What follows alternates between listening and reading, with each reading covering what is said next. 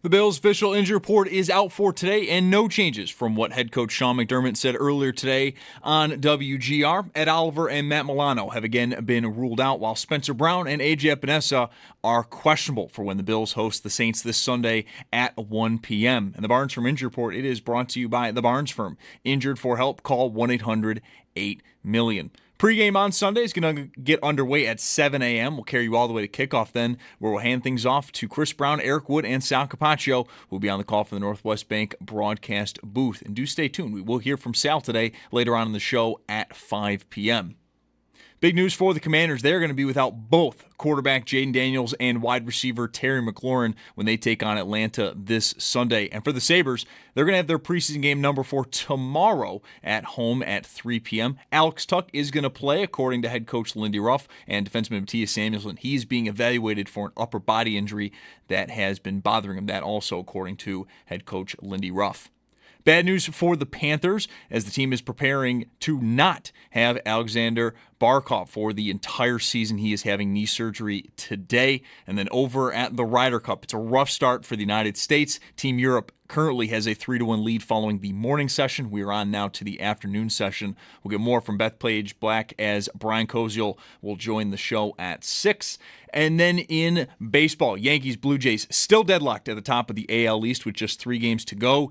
Yanks, they host Baltimore, while the Jays, they have the Rays in town. And then the Mets, they are hanging on to that final NL wildcard spot. They are in South Florida versus the Marlins. All 3 games will get going just after 7 o'clock. And a reminder that Sports Talk on WGR is presented by Paramount Plus. You can't count on much, but you can always count on Sundays with the NFL on CBS and Paramount Plus. Watch your local NFL games live every Sunday all season long. Visit ParamountPlus.com/NFL to get started today. That's your Paddock Chevrolet Sports Update. Paddock Chevrolet celebrating 90 years of being your hometown dealership. I'm Zach Jones for WGR Sports Radio 550.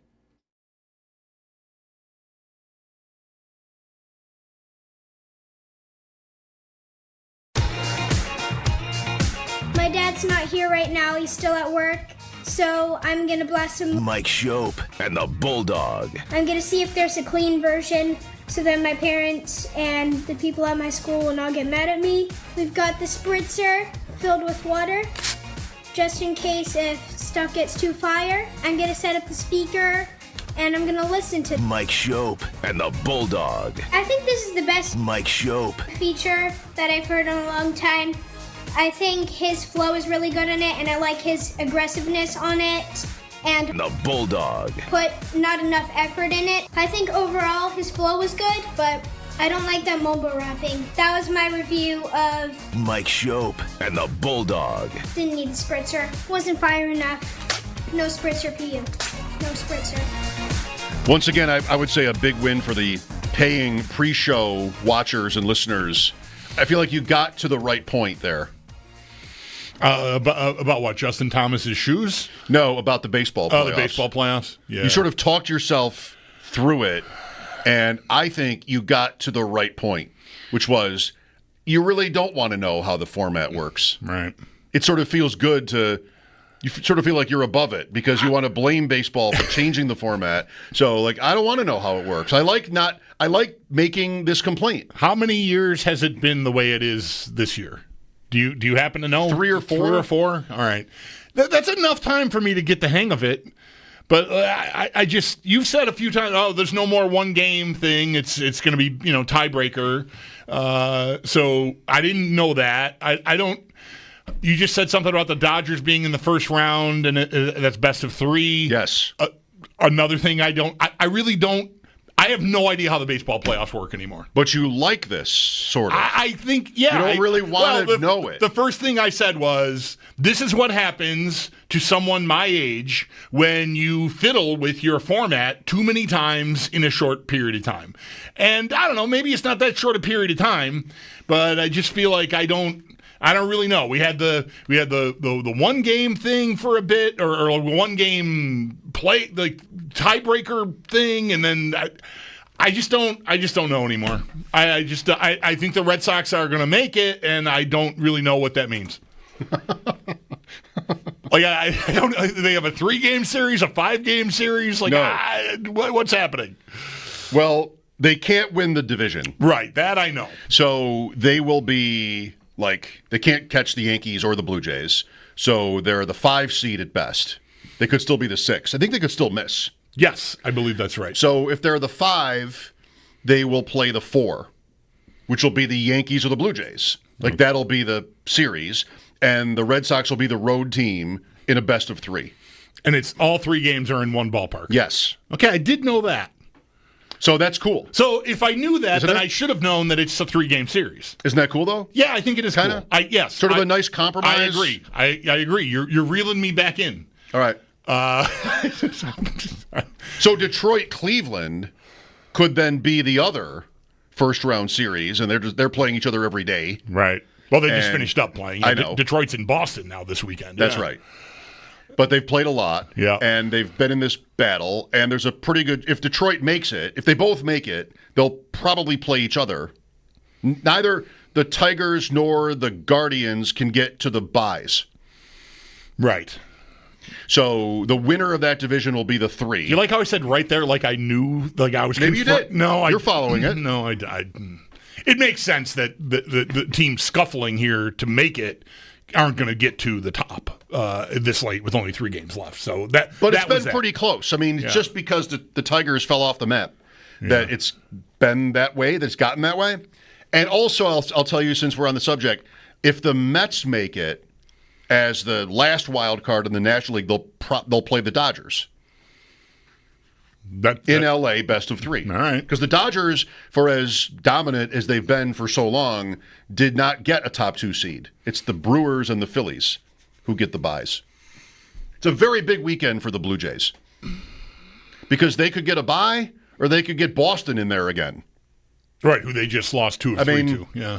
They got 1 big hit in 3 games. Like they could have that again, and I don't think they want that. So either way, it's good enough. Yeah. If you're going to have so many teams in the playoffs, you got to figure out some ways to make it work. Can you tell the Bills are a 15.5-point favorite on Sunday? Well, I mean, what did we talk about last week? The weather? I don't know. Maybe it's sort of. That's right. It's fair. We had a game. Well, we had a game to pour That's over right. last Friday. So Buffalo Bills. We do. What's the title of this thing we're doing? Football Friday. Football Friday. We do Okay. get around. We do get around. We do. Right. Football Friday is brought to you by Celino Law. Car crash? Call Celino. Call the 8s. And by Crosby's Pizza and Subs. Crosby's Hometown Fuel. Game day ready since 1922. Look what I brought. Your Saints ball. You didn't Can you see it? You didn't get a. I think the Twitch can see it. Yeah, Can you see the word Saints? where? Oh, on the. Oh, see, I did not. All right, yeah, on the threads. On the laces. Laces, Saints. yeah. There it is. I had a big family party the other night for my sister's birthday. Didn't find a needle to fill it with air though. Didn't look. Yeah. Okay. I mean, maybe this is your baseball playoff format point. I really don't want it filled up. I sort of like it shows its age. Yeah. Big family event for my sister's birthday on Wednesday. Does anybody know the story of this ball? And they're all like, ooh, tell us. I'm like, no, I'm really asking. I don't know either. I don't know why I have it. I don't know either. My father had no idea. It had to be through him, through his work. Maybe he traded for it. Yeah. And I doubt it was used in the game, but we didn't write Saints on it. Somebody who works with or worked for the Bills. I wonder if back then they had there might be some symbol on it. I'm thinking, was that one of their K balls? Well, they didn't have that. Was it? Do you trust yourself? Yeah. Come on, throw it. First pass in the history of this show. Right. The long history. It's the first completed pass. All right. I have Or not, as they say now in stupid football, completed catch. It's not a completed catch. Yeah. He didn't complete the catch. You complete the pass. The catch is so convoluted that there's now like a whole system of things that have to happen for it to count as a catch. Completed pass, all right? Can we agree on this, please? Football. So I wonder if this was a ball Words. the Saints had that they could work on before the game. Like the K ball, the kicker and the punter and the long snapper get the balls and they get to do whatever they want to do to them. Get them the way they like them, scuff them up or whatever it is. I wonder if that's why it says Saints on the thread. Should try to learn more about this. Like, it seems like it would have been a warm-up ball. And maybe they just had those. And maybe the Bills had to provide them as the home team. Mm-hmm. So here's X number of warm-up balls, and they have Saints written on them because maybe they get the shipment before the season even starts, and they allot X number to each game, and this one's the Saints game. Pete Rozelle, 1983. Do you remember? All right. Yeah. Okay. Do you remember much about the 83 Bills? I didn't really put much spin on that. The 83 Bills. No. You didn't want it to zip back off the green. That's right.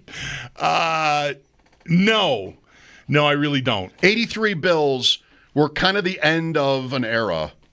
Well, I mean, they fell off the cliff the next year. We're falling off maps and cliffs today. Kay Stevenson, they were up and down, 8-8 season. They had playoff teams in 80 and 81. 82 was the strike. They had a good look at the tournament. They had this new playoff. Good thing you didn't have to know that. Wow, no kidding. But 8 per conference, and they might have lost their last 3 and missed. Mm-hmm. And then 83, Stevenson, still Ferguson, some drama, but ended up 8-8. And then the next year they won 2 games. And the year after that they also won 2 games. And it just was a disaster after that. And then Jim Kelly came. Right. The 83 draft happened, but Kelly didn't show up until 86. He was too good for us. So anyway, here is the Saints ball. Bills and Saints, their 6th ever meeting in Buffalo, Orchard Park, ever. They never met in the 60s. I mean, the Saints were an NFL team, NFL expansion team, and they didn't meet in Buffalo until this game. I think it's the first time. I was going to say, is that the first? Okay, well, I think so. That's a significant ball then. It's such a significant ball. Yeah. I might not put it down. 83, 89, 01, 09, 17. Saints. All right. Remember the Week 18 Bills-Patriots game? How's it going to go if, just in the middle of segments when you're holding the ball, if I put my arm out like this? Are you gonna, Should we play catch all day? Let me see if I can get a one-hander here. There it is. I got it. I mean, you juggled it. I did. But that's what it wasn't clean. That's necessary on a one-handed catch sometimes. You have the gloves. No gloves. No, you want to sort of pass it to yourself. That was the other thing about the dream that I talked about on Wednesday when you weren't here. Oh, I was so excited to have the gloves. I didn't know the playbook, but I was just so happy to have the gloves. What is this? You were on the team? I was on the team. I had a dream about being on the team, and I did not know that our friend Jeremy White from the morning show had done this exact same bit the week before. I didn't hear about it. I didn't hear it. So it felt a little like I was copying him, but it was innocent. But way to listen to the station. But I had a dream that, I was playing receiver for the Bills, and I caught a first down pass. And the gloves. And the gloves were key. Yeah. Anyway. I have played catch with that ball. I believe it. For most of my life, that's been my only football. I had a smaller one as a kid. What do they call those? Pro Flight or something? That's not it. Some sort of like a mid-size, kid-size football with laces and stripes. When we got to be mid-teens, maybe 14, 15, still young enough to be playing touch football in the street, getting the ball, we never had one of these, like a full-size NFL ball. We had balls that were maybe this size, but it wasn't ever the Wilson, like the official NFL ball. And then one year, somebody showed up with a ball that was like 3/4 size. Mm-hmm. And that was the best because you could really sling that thing and catch it with one hand if you wanted to, because it was just small enough that it worked. Do you want this back? I don't want to. No, it's all right. All right. Have your time with it. I'll want it back when the show is over. I just tucked it in. I'm tucking during there's something about it. Just I don't want to fumble. There's something about it, right? Isn't there? I probably never had a dream about playing for the Bills. I've never wanted to play for the Bills. I never had a dream about playing for the Bills either. There's something about holding. Is this a guy thing? Yeah. There's something about holding the ball, or it's baseball too. Yeah. Like if there's a baseball in here, I'm grabbing it. I'm turning it all around in my hand. Different pitching grips and different things. Yep. I'd be like in love with it. Yeah. Yeah, the football, what having this, it eventually gets around to being even younger than I just described, playing in the street with the 3/4 size football, being in your living room, watching the Bills, or just football in general, and sort of playing catch with yourself. Like Right. I sitting on the floor and like throwing rainbows out to myself, like toward the couch. Like if I miss, it's okay. The couch, it's nothing gonna break. It's soft. It's furniture that isn't breakable, and I'm just throwing passes back and forth to myself between the recliner and the couch, and like laying out to catch them. Done it. Not recently. Right, I've not done. I'm tempted to get on the floor and do it. It's been a long Now time. I use my pug, who is about the same size as the ball. Right. We just toss her around. Not really. Okay. So, week 18 last year at New England, Allen plays one play. What else do you remember other than Joe Milton and, hilariously, the Patriots winning and costing themselves the number 1 pick? Yeah, Joe Milton is almost all I remember from that game because there's even the one, maybe the most incredible throw of the game was a play that didn't count. By him. It got called back on a penalty where he's rolling to his left, I think, and just throws a strike down the sideline, and that got called back. That is, I think, other than Allen playing the one play, the only thing I remember, and New England winning, about the game. He got in last week, didn't he? Milton for Dallas? Oh, I don't even, I think he did. All right. Yeah, okay. For a pick. Yeah. James Cook. So would Allen play? The game. Oh, right. The game is meaningless. We had the whole week to talk about it. And Allen starts, but then leaves immediately, and he's got a big smile on his face. Comes off the field. I kept my start streak intact. Now I can relax. Cook, would he play? Would they? How many starters would do what?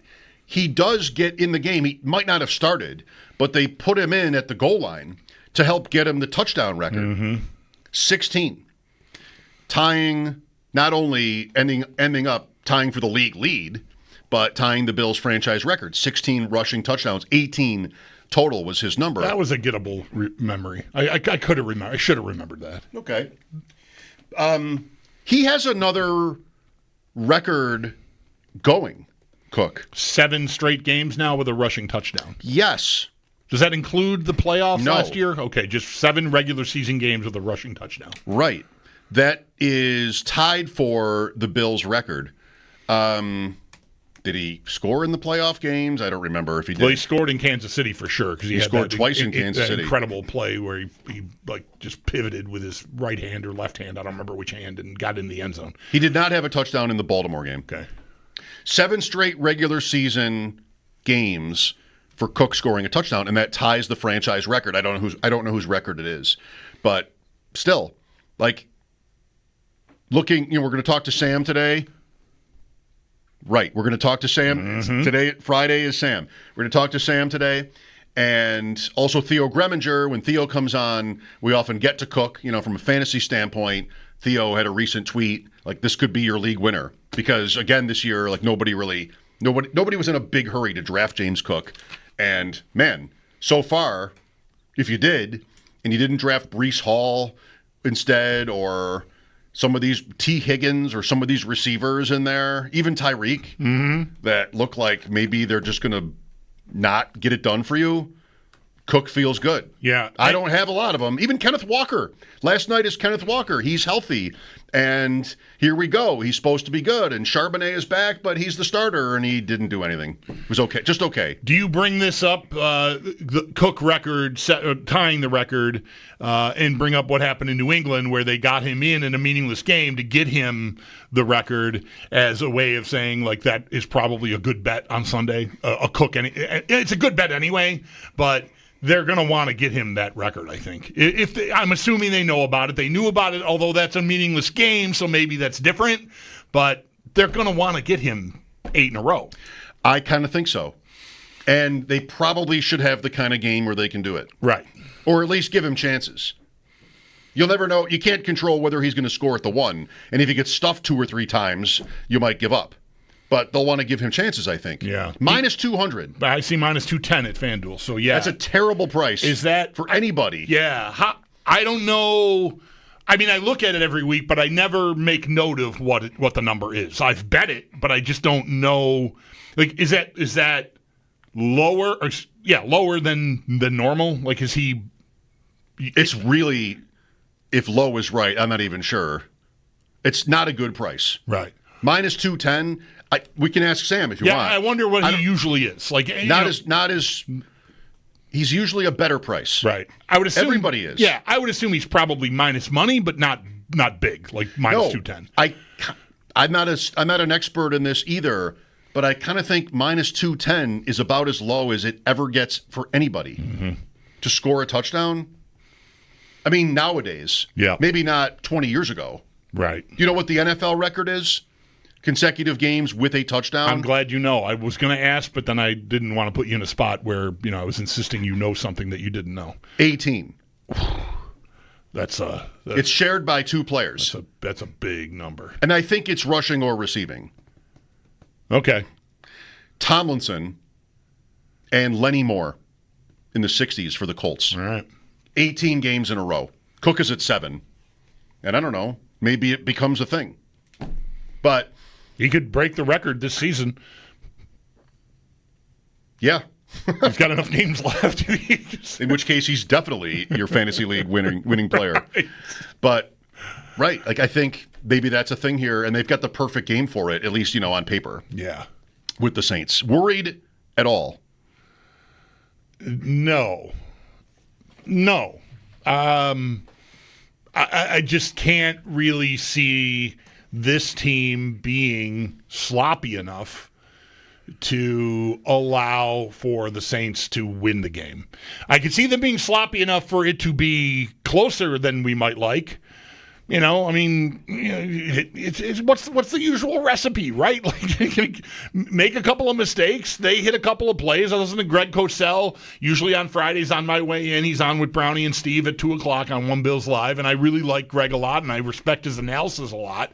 And he kind of likes Rattler. This thinks the physical tools are good, and he's not a guy who's going to be afraid to throw it, down the field. Like, he's probably going to let it rip. So, if that of course can go badly for him and them, but it also can work for you if you can get a couple of fast touchdowns, or even one fast touchdown, a couple of turnovers. Yeah, there you go. There's your upset recipe. So, but I think that even requires the Bills to be sloppy at a level that I don't expect them to be, and that doesn't to me mean that the Saints would win the game. I mean, but no, I'm not. I don't feel any sort of. I'm more sort of like I was before the Jet game. Like I'm not. They're better than this team, I think, most places, and like I'm anticipating Allen, if they do decide to throw the ball, even maybe more than you might expect because of the matchup, that he's going to be standing in the pocket just waiting 4 seconds, like, okay, patting the ball, looking, surveying, that kind of thing. I just think it should be a game up front where they can kind of do whatever they want. Yeah, I mean, it's just so easy to say, but imagine the Bills losing a game where they don't lose on the turnovers, maybe by multiple. I think they'd almost have to. But very hard to imagine the Saints winning up front and basically winning the game, ball control, and making enough plays to do it, because they just have not shown that capacity at all. And, then do they get stops? They get stops on tipped passes and fumbles, and the Bills have been super lucky and also very smart and efficient in that area. That could change. I know you don't listen to the morning show anymore, as you said, but Joe did find out the Bills have been favorites like this many times in their history. Not many, but several times in their history. And many of those games are recent. They have lost twice outright when being a 16-point favorite or higher. And they were in back-to-back weeks, which is really incredible. Because think about being a 16-point favorite and losing. And then being a 16-point favorite again. The next week. Yeah. But that is what happened in 92. They lost a game in Indianapolis in overtime as a 16.5-point favorite, came home to play the Jets. This might have been off Dennis Byrd, the Jets player who had a neck injury, a spinal injury, whatever that was, in a game in Detroit. I think maybe it was, and the Jets come here and win as a 17-point underdog. Back-to-back games. That's kind of nuts. Sam Panayotovich, speaking of point spreads in week 4. We'll talk to Sam. Wait to hear his story for this weekend. Oh boy, yeah, I got a text. Yeah, it's funny. He's been talking about it all week. Yeah. What he'll tell us what his plans for the weekend are. You're going to love it. Mike Schopp and the Bulldog here. It is Football Friday on WGR. Thanks for listening. We'll be back in a snap. Brought to you by Snapdragon Apples, the official apple of the Buffalo Bills.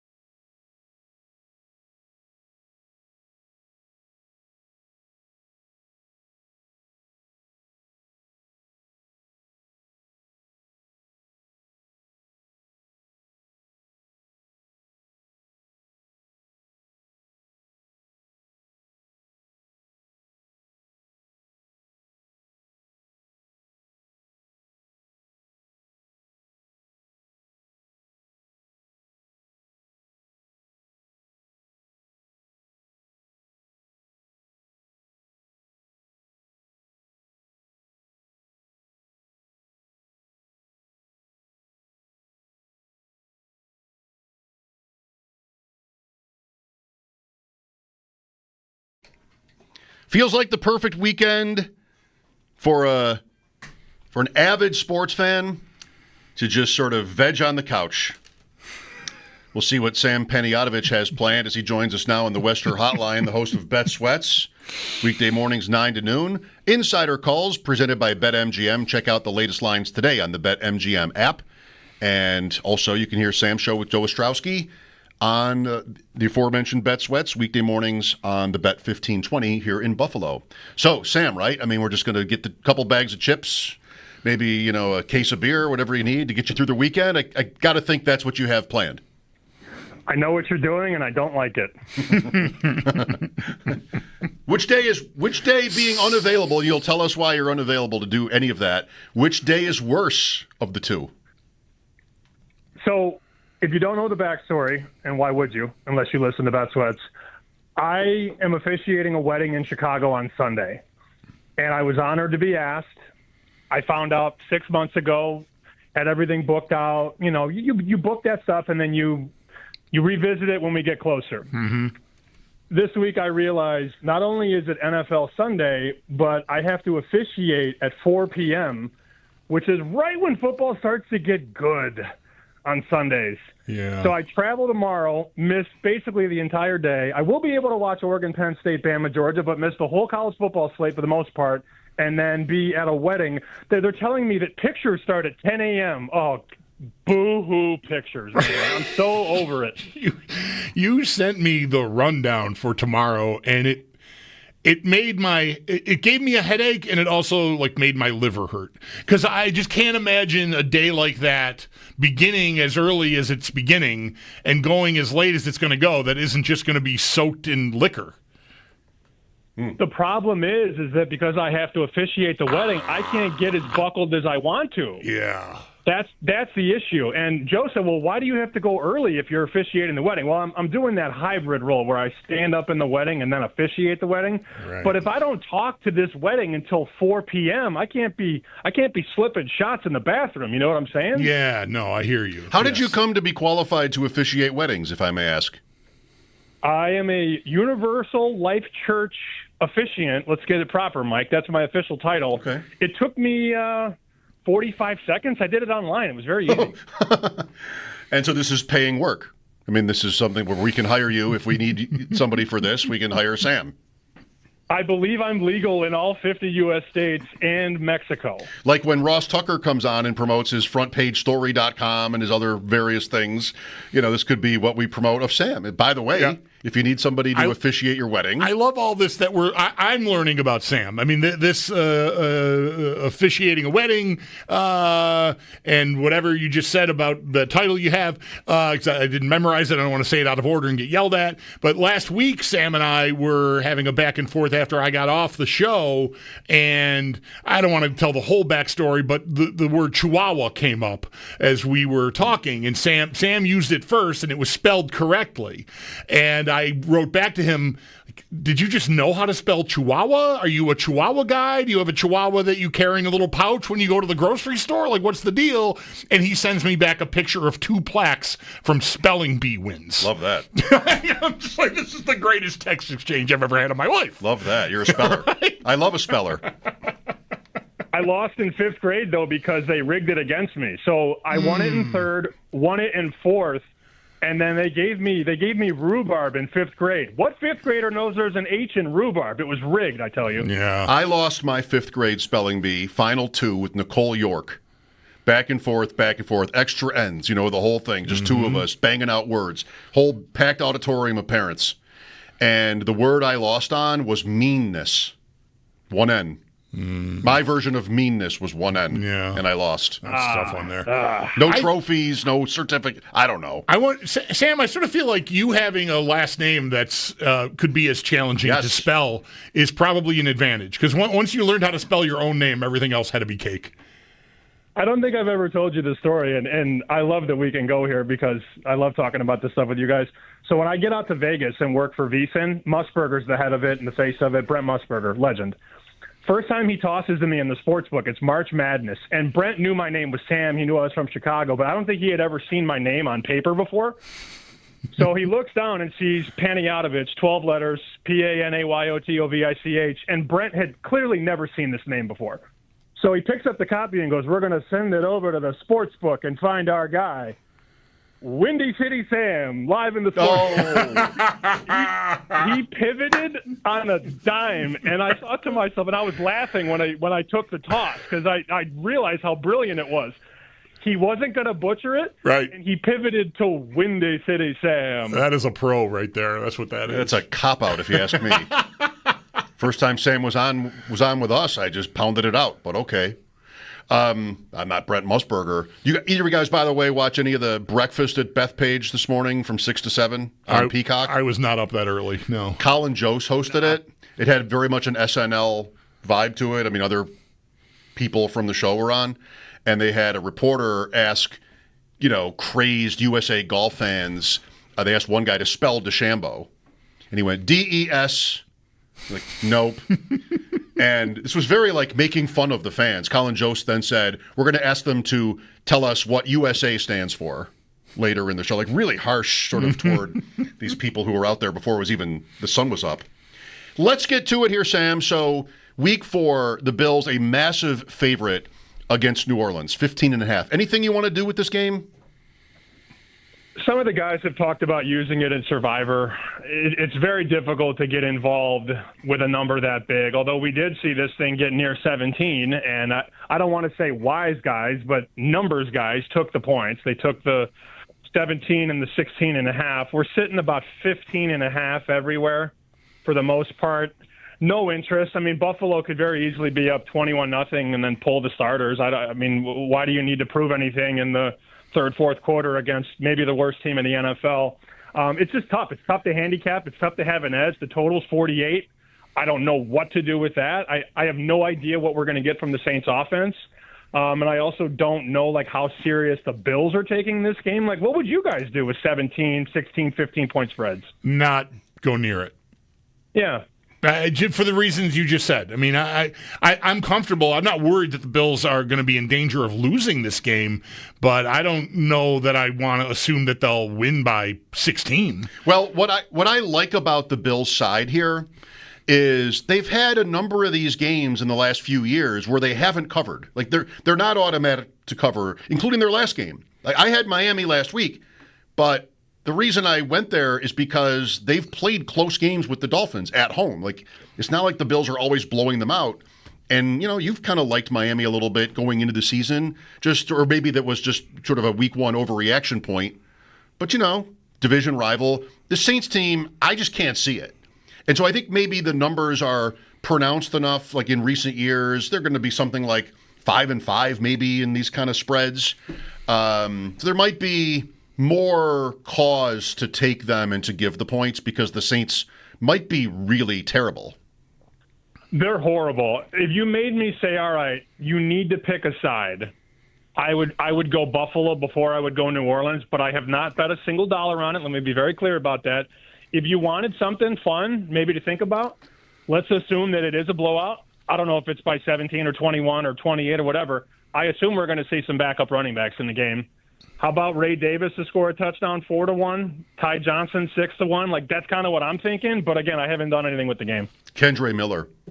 Take Kamara out, trade him, and let's see some Kendre Miller, who's been sitting on my bench in fantasy for 2.5 years now, it feels like. Sam Panayotovich on the Wester Hotline. Best bet of the weekend in the NFL is what? Chiefs, I think, 2.5. Wise guys came in right away, took 3. This number goes up, as we all know, it goes up the Sunday before. So this line's been up for several days now. And the first number was 3, and it went bye-bye almost instantaneously. Some guys have laid it back, but I'm looking at the board right now. It's basically 2.5 everywhere. 1-3 at the Superbook in Vegas. There's this love for Mahomes as a dog. But for me, it's love for added speed to the offense because Xavier Worthy's going to play. And I know he's only one player, and we say, receivers aren't worth that much. That guy is a game changer, literally. The speed, the deception, all the different things he can do, and it puts those other guys in their regular roles. You're not relying on Tyquan Thornton and Hollywood Brown to be your best receiver. So I think Worthy's going to be just fine. I think he's been resting up to this game to be ready for this game. We know Mahomes has been unbelievable as a dog in his career.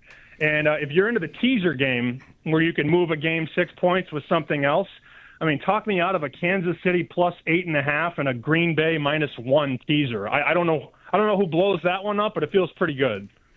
I think, and maybe this is a little easy, Kansas City wins if it's close, but I would not want to bet that teaser because Baltimore could just beat them like 31-10, I think. I feel like the Ravens could do that because the Chiefs. But, if you're right about Worthy, I just wonder about the timing. Like, he's missed games here. He's coming off a dislocated shoulder. I guess I want to assume he's fully healthy because that's what we're getting here. He's practicing in full. But can they, Thornton was playing that role, and they were getting a little bit out of Thornton. We'll see. I'm worried about starting Worthy this week in fantasy, Sam. I don't know what I'm getting. I know Baltimore has been getting, blasted on defense, though. So I guess I want sort of a blowout game, or not a blowout, but a shootout game script there. Okay, you said 31-10, but you want a shootout. I'm confused. No, I think Baltimore could win like that because I'm not sure Worthy is going to make that kind of a difference day one back. But for purposes of Worthy in fantasy, give me Baltimore's 31 points and see if the Chiefs will race with them. Then I would get there on Worthy. But I guess I'm going to have to decide. Total in the game is 48.5.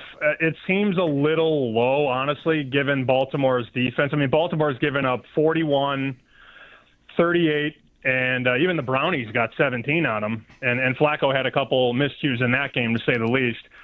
Looking at their injury report, it doesn't sound good for Matabuke on the D-line. I don't think he's going to play. Van Noy still hurt. That's a defense that was searching for answers in the secondary, too. In that Buffalo game and in that game against Detroit. We'll see. I did hear in the room today the Ravens are one of the most popular sides. That made me smile from ear to ear. The room on our show, the most public bets of the week, and they're getting destroyed. And the room is on the Ravens, which was nice to find out live. Our listeners learned yesterday, if they didn't hear it from you, the room was on under receiving yards for Torrey Horton last night. He caught one pass for 10 yards. Did my A.J. Barner pick get to you? No, I must have missed that one, Mike. This is 2 weeks in a row. This show has given you depth tight ends scoring touchdowns. Joe came on and asked about, you guys have a guy tonight, and I mentioned Barner. And so we looked out there. That was 6.5-1, maybe, something like that. And was that the first touchdown of the game, too? It was, but I don't bet first Just touchdown. Like Hawes was, right? No, Hawes was not. Ollie Gordon was the first touchdown in that game, which would have been pretty cool, too. Right. I don't like first touchdown. Who knows? Just anytime is good enough for me. Even though you're not going to be able to watch any of it because you're going to be traveling tomorrow, what you've been on the money here with us on this show on college. What do you got cooking tomorrow? College has been really good. There's a kiss of death from you and from me. Perfect. Bama. Bama's going to win. Ty Simpson's going to have a monster game. I've been texting with guys in Vegas that not only book but bet professionally, and they all have the same sentiment, which is very, very interesting. They think that Alabama's better, and they have Alabama 3 to 4 points higher on a power rating. And when you move the game to Athens, they're saying the game should be a pick'em. Well, Bama's sitting as a 3-point dog right now. They're plus 130 on the money line. They have a quarterback that's very good, Ty Simpson. A lot of people don't know about him. They've got NFL talent at receiver. Oh, by the way, this Georgia defense gave up almost 500 passing yards to Tennessee. This could be a big one for DeBoer, who's been very good, by the way, guys, as an underdog. Kalen DeBoer has been an underdog 11 times. 8 of those games he's won outright. So I'm looking at Bama. I think they're going to win, and I would take the plus 3 and the money line. Plus 130 you could find. And quickly, I know you've been keen on the Penn State-Oregon line movement or lack thereof this week. What is it? Where do you think it'll end? I don't think we get to 3. I know guys that are willing to blast Penn State if it ever got to 3. One guy said he was going to bet $20,000 on it if he could lay 3. So when you hear that, you're like, oh, okay, interesting. And you notice that line really hasn't come to 3. It's gone the other way. I see Chris right now offshore is at 4. There's a reason that's 3.5, guys. There's a reason it's 3.5, not 3. And you're going to hear a lot of this today and tomorrow. James Franklin doesn't win big games. You're going to hear it all day. This is his best shot. If it ain't this year, it ain't ever going to happen. But I do like Penn State. Sam, I think you'll have a great weekend. Sorry you'll miss most of the football, but it should be really special. Thanks, guys. I'll text you pictures from the tea ceremony on Sunday. Oh, please. Yes. Can't wait. Good. I'll send you my A.J. Barner ticket in return. I'll pretend I looked at him. All right. Have a good trip. Thanks, Sam. See ya. Sam Panayotovich on the Western Hotline, Odyssey Sports Betting Insider. Insider calls presented by BetMGM. And you can hear his show weekday mornings 9 to noon on the Bet 1520 and the Odyssey app, and also on Sunday mornings, or I guess I don't know this week, though, if he'll be working Sunday. Sounds like he won't be. I'm going to guess no. Yeah. No, he's going to be officiating a wedding in Chicago. Anybody going to this wedding? Raise your hand. Let us know. Mike Schopp and the Bulldog here. Theo Greminger with some fantasy advice coming up at 4. Sal Capaccio, Brian Koziel, Brian from Bethpage as we go through the day. It is Football Friday here on WGR.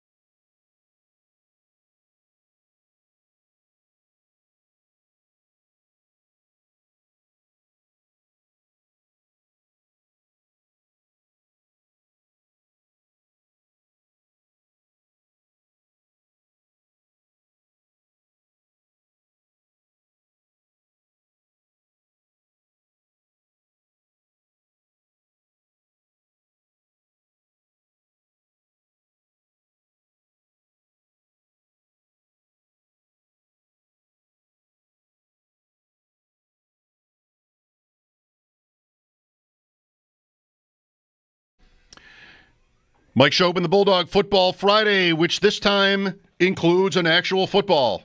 There it is. 1983 Bills-Saints game. It's got its wear and tear, but that's what you'd expect. It's not like I've had it in, quote, mothballs for 40 years. Good thing about a ball like that, once, it's an official NFL game ball, but once it's in the state it's in now, you're completely comfortable just treating it like a ball you bought at Kmart. Yeah, which can work for you. It's not, I don't think there's really any value in it. So Right. And even if it were real nice, there wouldn't be any real value in it. Right. No, that's what I mean. Yeah, that's right, what I mean. Right. Yeah. If I'd preserved it. Right. But I would still feel reluctant to let it get scuffed up. Like if it wasn't scuffed up already, like if you had gotten it and it was in one of those glass cases and it just hadn't been touched, then I don't know. I wouldn't want you to throw it to me and have me drop it on the carpet and have it get like a scuff on it or something. I wouldn't feel right about it. I don't see any grass stains because those would show up. Yeah. I think. I don't know. It's nice to have. I feel like it's perfectly used. Perfectly. I feel like I didn't perfectly used. We're a good pair, me and this ball. Yeah. Ryder Cup.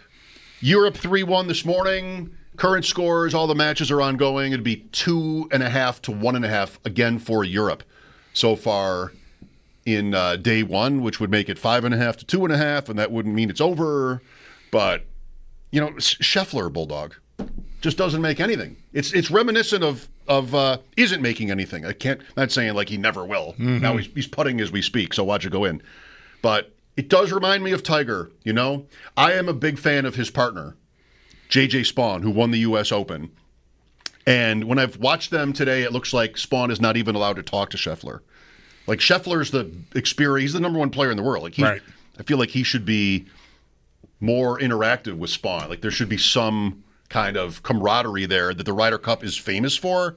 But really, they are playing the Michelob Open or something right now. Like, it's just not, I think, how it's supposed to be. And he's missing every putt. Yeah. So I don't know, like, and not even not even sticking stuff before we talked to Sam. I think we watched him from 104 yards out, and he was in the rough. He wasn't on the fairway. He was just in the first cut, just on the edge of the fairway, and he flew it too far past and spun it way, way back too far.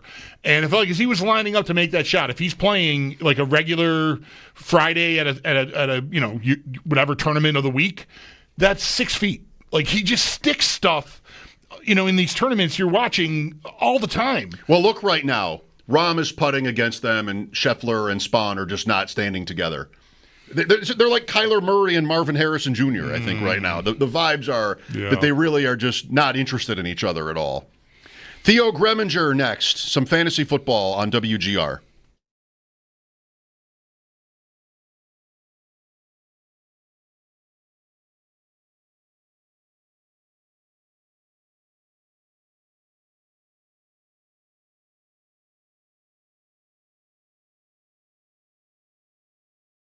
Hey, man, Bulldog here for Dash's Markets. This football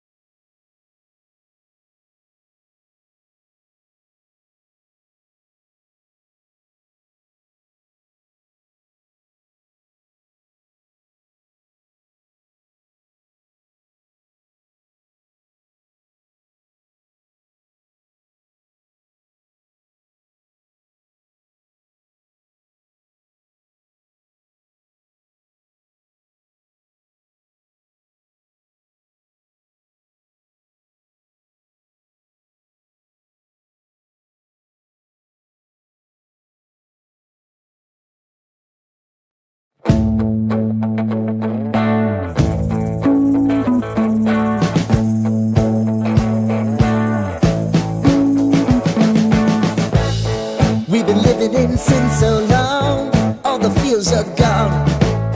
Fella stopped me on the street last night, said everything's alright. Roller coaster, make it through the day upright. It seems your meal ticket is gone, but life goes on. I could never imagine something better. Yeah, right. Now you're cooking on high heat in the middle of the street. Roller coaster, take me to a better time. Let's go. All sing your high line with the roller coaster of life. Yeah. It's time to all choose your timeline on the roller coaster of life.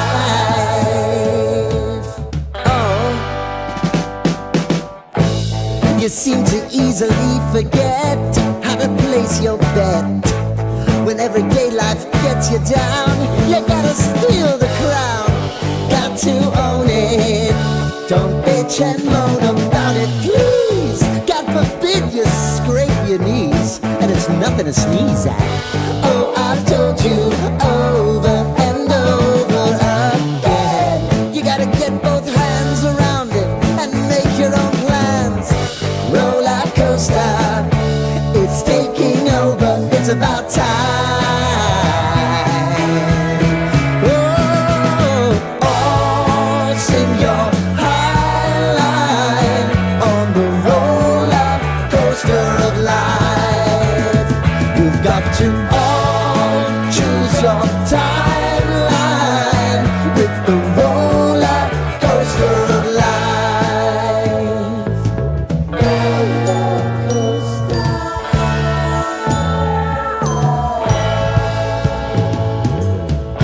I want to go down the rabbit hole, down the rabbit hole of life.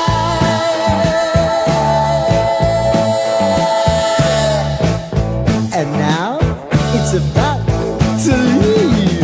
Oh, roller coaster.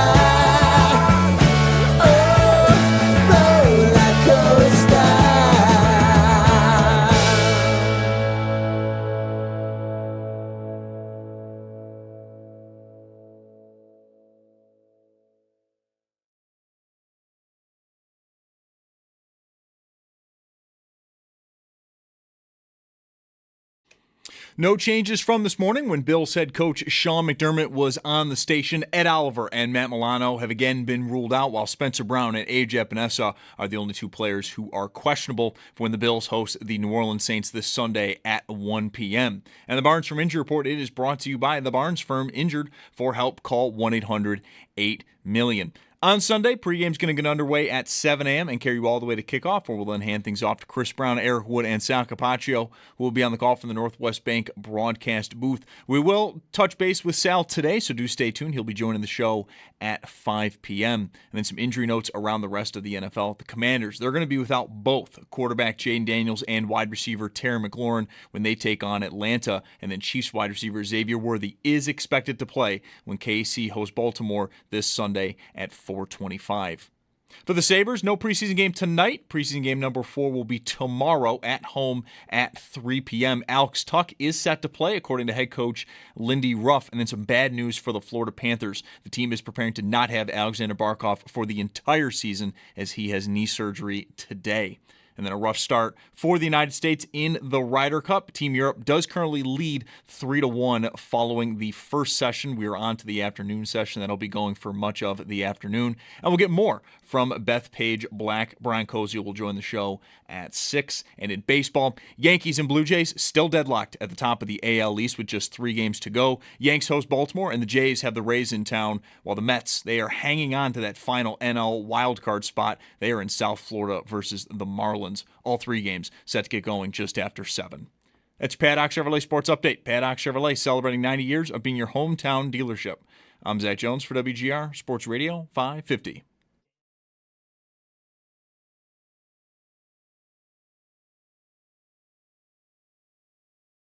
It's Mike Schopp. It's nothing you did. It's not you, it's me. It's not you. It's you, but you didn't cross me. And the Bulldog. Why did I choose? Why did I just stay in school? On WGR, Sports Radio 550. Is it fine in our picks to just go with one of Sam's picks? Is that like just not trying, or is that what we should do? Well, I'm gonna go. I'm gonna go with and against. With and against. With and against. But I mean, if you want to, like he says, I think Alabama. Yeah, you want to fact check me? I had Alabama written down when I got here. I believe you, but you wouldn't maybe just take Alabama because he said it. That's kind of what I'm wrestling with. Like, what do I know? He's in there every day. I might. I can't tell you that I haven't done that. He's been with us now for, is this his third year? Second? It's his 11th year. Second year now being with us on Fridays. I feel like I've done that a time or two. Okay. I've had a pick I liked, and then he said something, and I'm like, okay. I mean, he has a friend who's betting $20,000 on Penn State if the line moves from 3.5 to 3. Who am I?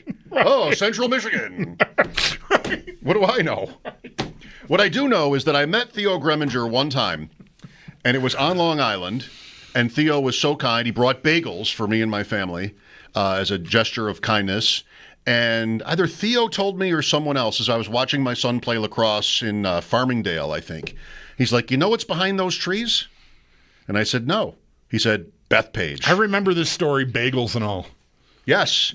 Theo, it's not exactly right around the corner for you, I think, but I'm thinking of you this weekend seeing Bethpage, even though that weekend I was there, I didn't actually go there. Close.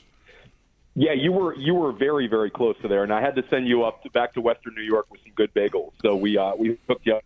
We've actually connected in Vegas as well. Yes, that's right. This is multiple times here. Always a pleasure for sure, and happy to chop it up with you guys today. Thank you. That's right. In Vegas, where I haven't been for a couple of years.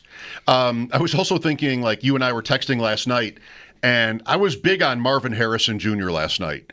I thought he was an example of a guy where the team would want to make a point to get him the ball. I mean, that really didn't happen. It took a while in the game, but I was into starting him. They did throw the first play. First pass was complete to him. Yeah. Right, and then he went away for 2 hours. Yeah, he was bad. Pass. Yeah. Yeah, like and that's he's had two screen passes this year, and it was the first play of the game. The first offensive play of the game for Arizona was a screen pass to Harrison. They had 0 screen passes to him at any point last season. So 2 is actually a big win usage-wise with 4 games played.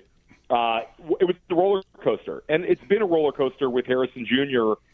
Throughout his career. It's almost an even split now with games with fewer than 8 points scored PPR-wise and games with 15 points or more. There's literally like no middle-of-the-road production where Harrison Jr. just shows up and scores like 11 or 12 points, and you're like, okay, he got me through this week. It's either he has a big impactful game or a complete fantasy disaster dud. It's really kind of mind-boggling. But, yeah, they definitely tried to get him the ball last night. It was an awful performance in the first half, and then you got bailed out by the touchdown, as did I, Mike, because we used him. Dan Williamson and I used him in our big payback, big FFPC league team, and we almost benched him, but we started him, and it was sort of like pulling your hair out until the touchdown. Bulldog has him, too. I had him, too. I rode with it. Yeah, it's not exactly a fantasy question, Theo, but do you have there's a lot of, conversation around him with the way last night looked for the front end of the game. Like, what do you think is going on there? I think it's a terrible fit in that offense for him. Last year there was pretty ridiculous usage. I talked about the design targets, and I work at Fantasy Points, and we have Fantasy Points data, which is, I think, the best source of analytics and statistical information anywhere in fantasy. And we track things like pretty much targets per route run, target share, air yard share. There were certain metrics that Arizona did pretty well with Harrison, but it was those easy button targets that you see for a lot of these wide receiver one types where they're high percentage passes to get the player going, maybe lining him up in advantageous situations. Arizona was really anything but that. Mike, the term is sacrificial X, basically a guy who's running a lot of cardio. Yep. Harrison Jr. last year, to not have a single screen pass for a guy that used that sort of draft capital for is sort of mind-boggling. And to have a sort of limited usage for him after investing that level of draft pick for him, I don't think any other team in football would have done it. Then you get into the whole Kyler Murray likes targeting his tight ends. Trey McBride has been this massive winner for the last few years with Murray, whereas the wide receiver position, DeAndre Hopkins was really, really good with Kyler, but Harrison Jr. just doesn't seem to have clicked. So I think it's a little bit of the usage in Arizona. I think it's also a little bit of we put this massive, massive expectations on him. He was the highest drafted wide receiver of all time by fantasy managers in redraft leagues. He was like a 1-2 turn pick. You had to use like the 12th, 13th type pick in a big FFPC, NFFC league. So he's basically a first-round pick at the unheard of levels and a massive disappointment. He also was in a draft class where there's been so many wide receivers that have been massive, massive hits. Malik Neighbors, Ladd McConkey, Rome Odunze is now a big breakout this year. Thomas. Ricky Pearsall's breaking out this year. It's just Marvin Harrison Jr., it's kind of a sporadic guy that is a boom-bust player in fantasy, and, hey, maybe he'll get it together throughout the rest of the year. We certainly do have two good weeks out of 4, which is not the worst hit rate, but it's definitely not what we paid for. Brian Thomas Jr. is breaking in this year. He was an amazing rookie, and then this year has been gone the other way. That's another one. That's I guess it was Freudian, Mike, but BTJ is a really, really weird one. But with BTJ, I guess we're a little less concerned because we've actually seen it happen, where last year he was just unbelievable, and I refuse it was simply a result of him playing with Mac Jones. Like, Mac Jones is some huge elevator of wide receiver one talent. Like, BTJ looked like a next-level player last year. With BTJ, I wonder about the wrist, where he looks a little more tentative. There's a couple of times where people have broken this down on film where BTJ looks like maybe he avoids contact a little bit more often than we saw last year. I'm buying into that a little bit. I'm also buying into it's a new offensive situation in Jacksonville. And also, Trevor Lawrence has not been a guy who's really elevated a wide receiver throughout his entire career. We saw that Christian Kirk season where Kirk was like the wide receiver 12 in counting stats, but probably about a mid-level wide receiver 2 in overall stats. And then the following season, Calvin Ridley was like a mid-level wide receiver 2. Really, the only player we could say Trevor Lawrence really elevated was Evan Engram at the tight end position, where he had that crazy usage year where he had one of the highest targeted seasons of all time at the tight end position, and Lawrence just sort of banked in on him, and they put him in the slot. So I don't know. It's kind of an ugly scene for Brian Thomas Jr. managers for sure right now. I podcast with Dwayne McFarland, who I know you know as well, Mike. Really, really smart guy. He was on Dynasty Life with me this week. That show should have dropped today, if not tomorrow. And he's not that concerned with BTJ. He has him projected to finish as the wide receiver 13, which is not what you paid for, but not a disaster. So he thinks he'll kind of turn things around. And we did see a 12-target week in week 2. So, again, I don't feel great about things, but I don't think it'll be a complete disaster if we go back and talk about it maybe 5 weeks from now. Theo Greminger with us on the Wester Hotline, Fantasy Points. You can also hear Theo, who's really all over the space, on the School of Scott podcast with Scott Barrett all the time. Matthew Golden, Green Bay, at Dallas, which has been terrible defensively so far, but also still even without CeeDee Lamb, might be a team that can keep up and make for a shootout this or most weeks. Is it, since we're talking about young receivers, here's Golden, a rookie, are we ready for him to pop? What does the usage look like? Yeah, I think for Golden, I think this is the week. And you nailed it. It's the matchup where we're starting wide receivers against the Dallas Cowboys. We're also starting quarterbacks against the Dallas Cowboys. We saw the massive Russell Wilson game where Malik Neighbors was truly dominant, but also Wan'Dale Robinson had his career-high performance. We saw it last week where Rome Odunze caught a touchdown, but we also had the flea flicker touchdown for Luther Burden, and Caleb Williams had his best performance as a pro with 4 passing touchdowns. I think it's a Jordan Love a week. I think it's a Matthew Golden week. I think that's just sort of what the Dallas defense gives you. And Green Bay is going to be a little pass happier than usual. Also, you've got Green Bay coming off of a loss, which you don't necessarily always see this, but it seems like they're a team with Super Bowl aspirations, and I think they might come out there and really try to put a number on the Cowboys, sort of get things right. Golden last week finishes with 4 catches. I believe it was 52 yards. So that's not like that impressive, but it's been an uptick. In week 2 for Golden, it could have been 2 touchdown catches in week 2. Week 2, Jordan Love missed him in the end zone, and I think if you give Jordan Love that playback, he hits him for a touchdown maybe 8 out of 10 times. It was a clear touchdown. It was just a poor pass by Love, and Love really wasn't bad in that game at all. Then there was another where they were backed up to like their own 10, and Golden had an opportunity to get loose for maybe a 90-yard touchdown, but at least a really long reception, and Love missed him on that one. So week 3 was a step forward. The play that stands out for Golden, and Golden has addressed this one, he sort of misjudged the defensive back on one deep reception near the sideline, and he ended up having momentum take him out of bounds, where he's even said he regrets the way that play worked out because there was so much space in front of him where that 50 receiving yards week could have been like again, an 85, 90-yard week because he had so much room in front of him for a long one. So I think Golden is going to break out. I think this week is probably the best bet for it.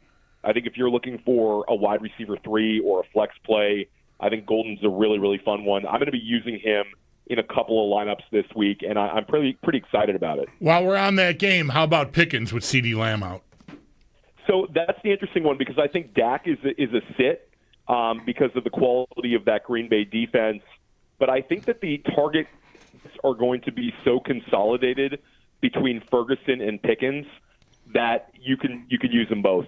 I think that maybe the ceiling for Pickens is not going to be quite as high as we would see in a usual Dallas game without CeeDee Lamb. But I do think if we look back at what Pickens was able to do in Pittsburgh in terms of a target share, air yard share, first read rate, we've seen teams sort of gravitate to him when he's like the alpha in town. And I think they're going to have to try to connect with Pickens a few times. It'll be interesting to see if they increase the creativity with him and maybe his usage changes a little bit. A lot of what they've done with him so far has been what you'd expect with CeeDee Lamb also in the lineup. Pickens playing outside, them taking deep shots to Pickens, lots of air yards there. But I think you'll see Pickens trend up a little bit. And Ferguson is just in a tremendous position because Dak trusts a great deal. He's going to be one of the highest targeted tight ends for as long as Lamb is out. And they paid Ferguson all this money. So Ferguson's been a guy where you've sort of taken him when you get stuck at tight end. I know Mike and I both play a lot of tight end premium and FFPC, and you're never like thrilled to draft Ferguson, but it seems like this could end up being his career year just based on the early usage. And the team showed that they have a great deal of confidence in him by giving him that big contract and not signing Micah Parsons, but they did get Jake Ferguson locked down. 13 catches last week. Theo and I are in 2 pretty high-stakes leagues together. Right now we're both in playoff spots in each, but I'm always chasing Theo. So just to be sort of around Theo in these leagues feels pretty good. Don't need you to pontificate or elaborate here necessarily, but I did see that Jonnu Smith is questionable Sunday morning for Pittsburgh, which could open up Freiermuth. I mean, I don't know what the ceiling looks like, but they're kind of both in each other's way. Would you agree? Yeah, it's hard to necessarily trust a lot of players in the Pittsburgh passing game. The one that I'm keeping an eye on is the Jalen Warren. Yeah. Where Jalen Warren, Mike, you can't even pick up Kenneth Gainwell if he's available to you in an FFPC league right now because the waivers clear at 10 in the morning on Sunday, and the game had started by then. So that's right. If Warren misses, that offense could look different. The Jonnu one, certainly, I think Freiermuth, I know we've talked about this sort of behind the scenes about how there were some smart people on Pat Freiermuth this offseason. Yeah, potentially Muth could be a dart throw type tight end to use this week. I think Cade Otton is interesting if you're really, really struggling at tight end. I know he's available in a number of leagues. Dwayne was pretty high on him. There's just been some pretty good splits for Otten in weeks where Mike Evans didn't play. Last year we saw that Otten have like that stretch of games where he has the familiarity with Baker Mayfield.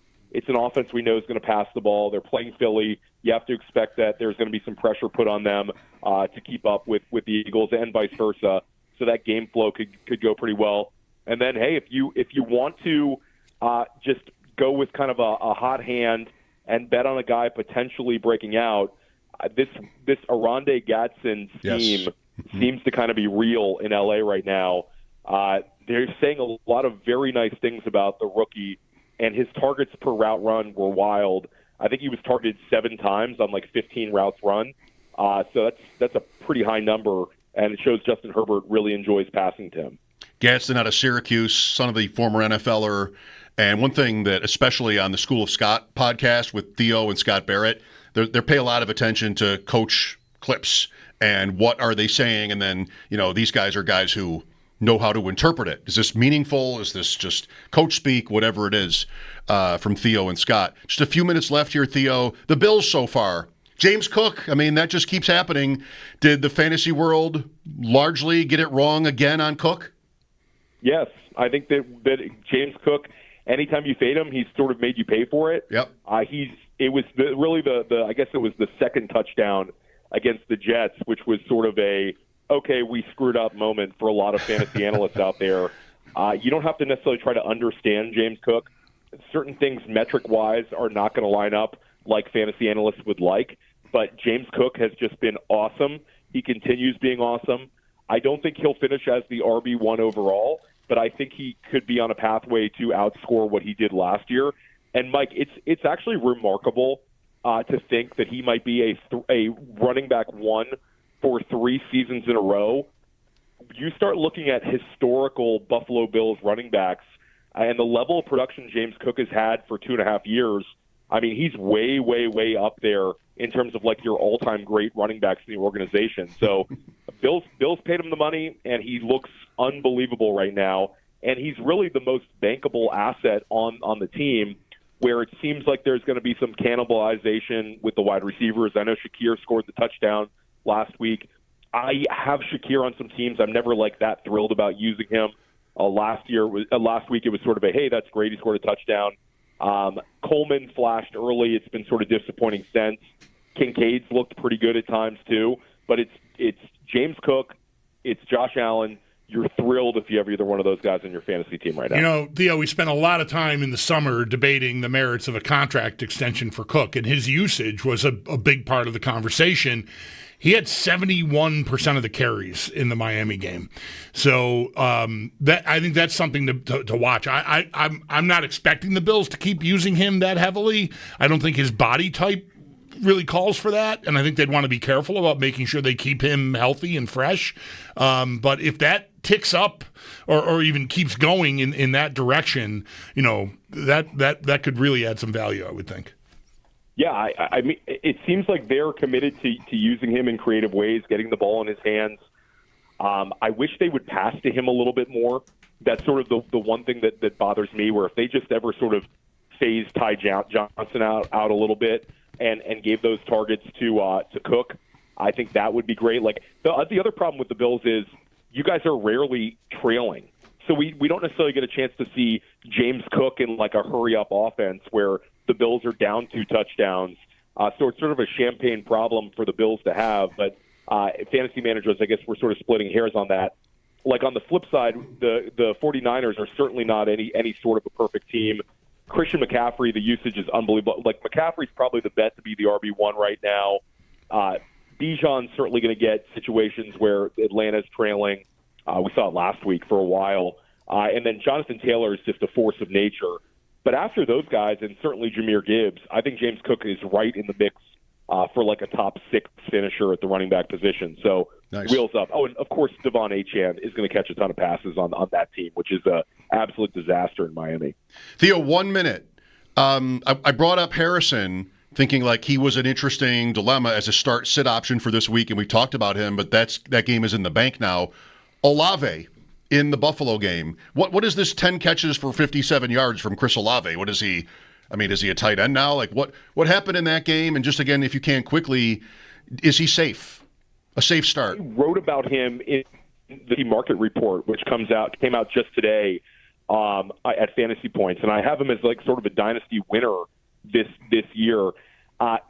All of the metrics are fantastic for Olave, and it's sort of a if you build it, they will come type mentality. Where if you're going to target your wide receiver one at this sort of rate, then eventually he's going to have a big time game. And Mike, he's got a 29.4% target share to go with a 35.7% air yard share. And we talked about those design targets. 13.9% design target rate. So they're getting him the ball around the line of scrimmage, easy button targets. He's limited by the offense, but he leads the NFL in targets right now. You have to play him in fantasy. And he's got a really strong floor, so he's not going to lose your week for you. I do think a couple of boom weeks could come for him. Kellen Moore is doing about as good a job as you can fantasy-wise for a really full team. Juwan Johnson, number 2 in tight end targets. Chris Olave, number 1 in wide receiver targets. We cannot ask for anything more from Kellen Moore. Sounds good to me. Theo, thank you on short notice. Appreciate your time, and we'll talk again soon. Thanks, guys. Have a great weekend. Talk to you soon. See ya. You too. Theo Greminger, Fantasy Points, School of Scott podcast, and a simple search of his name can bring up a lot else because he's all over it. Mike Schopp and the Bulldog here. Football Friday. We'll look for your calls after the break. 803-0550 is the number. Right now, it's time for us to take a minute. We'll be back in a snap, brought to you by Snapdragon Apples, the official apple of the Buffalo Bills.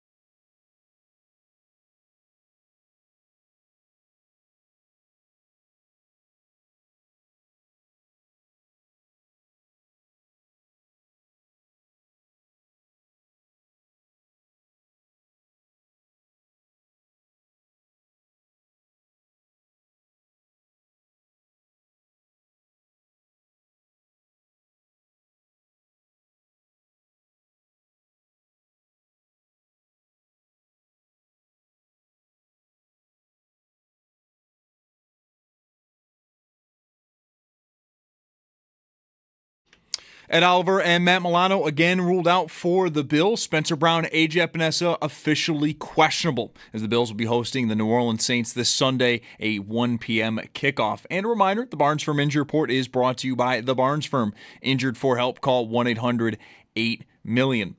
Pre-game on Sunday is going to get underway at 7 a.m. and carry you all the way to kickoff, where we'll hand things off to Chris Brown, Eric Wood, and Sal Capaccio, who are going to be on the call from the Northwest Bank broadcast booth. And do stay tuned. Coming up in just about a half hour, Sal will join the show to give us the latest on the Bills. Sabres will have preseason game number 4 tomorrow at home, 3 p.m. puck drop. Alex Tuch is expected to play, that according to head coach Lindy Ruff. And then some bad news for the Florida Panthers. The team is preparing to not have Sasha Barkov for the entire season, as he had knee surgery today. He had to leave practice early after suffering that injury. A rough start for the United States in the Ryder Cup. Team Europe does currently lead 3-1 following the morning session. The afternoon session is well underway. We'll get more from Beth Page Black as Brian Koziel will join the show at 6. And then over in baseball, Yankees Blue Jays still in a deadlock at the top of the AL East. 3 games to go. Yankees host Baltimore, and the Jays have the Rays in town, while the Mets, they are hanging on for dear life for that final NL wildcard spot. They're in South Florida versus the Marlins. All 3 games will get going just after 7. That's your Paddock Chevrolet Sports Headlines. Paddock Chevrolet celebrating 90 years of being your hometown dealership. I'm Zach Jones for WGR Sports Radio 550.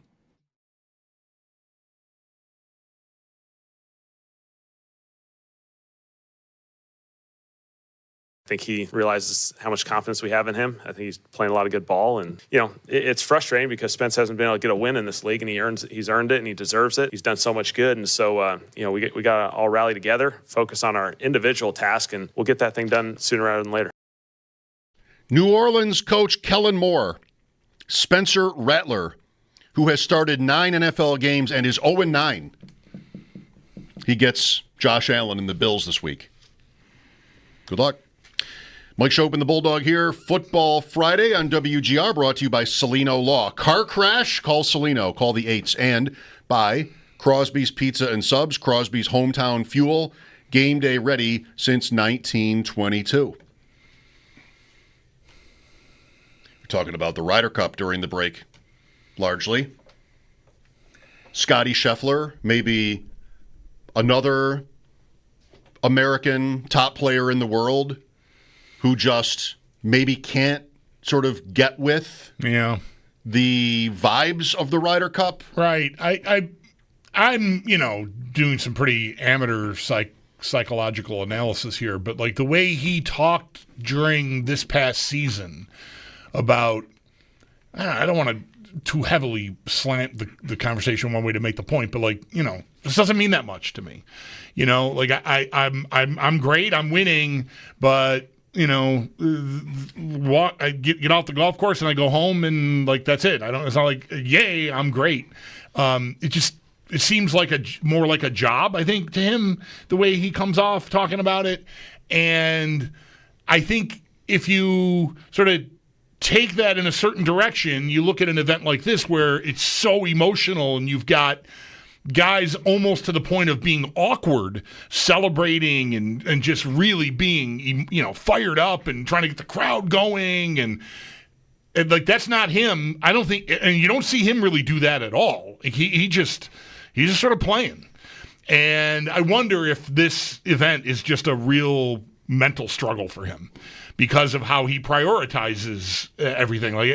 He's not going to pour extra into this, I don't think. At least not outwardly and emotionally, to put on a show for everyone. And that might leave a guy feeling awkward about the whole scene, because everyone is so excited and they're chanting and all this stuff, and you're just trying to play golf. So I wonder if the whole fit is just weird. I mean, he's the best player in the world, and his approach seems at odds with a lot of what this event is about. He might be the best player in the world, but he's the worst player in his foursome today. It's just nothing is really happening there. Tiger was maybe a little bit different than that, also playing this amateur role. I just feel like Tiger was trained to kill you. He was like a trained killer. And, now I'm Fred Funk's partner. I want to murder Fred Funk. Right. Like, how am I supposed to make that I'm supposed work? to help him line up putts? And What? they tried everything with Tiger. They put him with Mickelson. Yeah. Let's try that. They put him with rookies. They put him with everybody. And it rarely really clicked. Like, you rarely got, at the Ryder Cup, his best stuff. Yeah. It is different because intensity and it being, like, to me, he was almost the opposite of what I just described. Scheffler talking about these events he wins, because Tiger, I don't remember him ever getting deep, psychologically the way Scheffler has been asked to or volunteered to do this year. But Tiger, it looked like it meant everything, every ounce of his being was wrapped up in his golf career and winning majors. And, so coming at it from a different angle, that being like an individual intensity is hard to share with a teammate, and that maybe was his stumbling block in this event.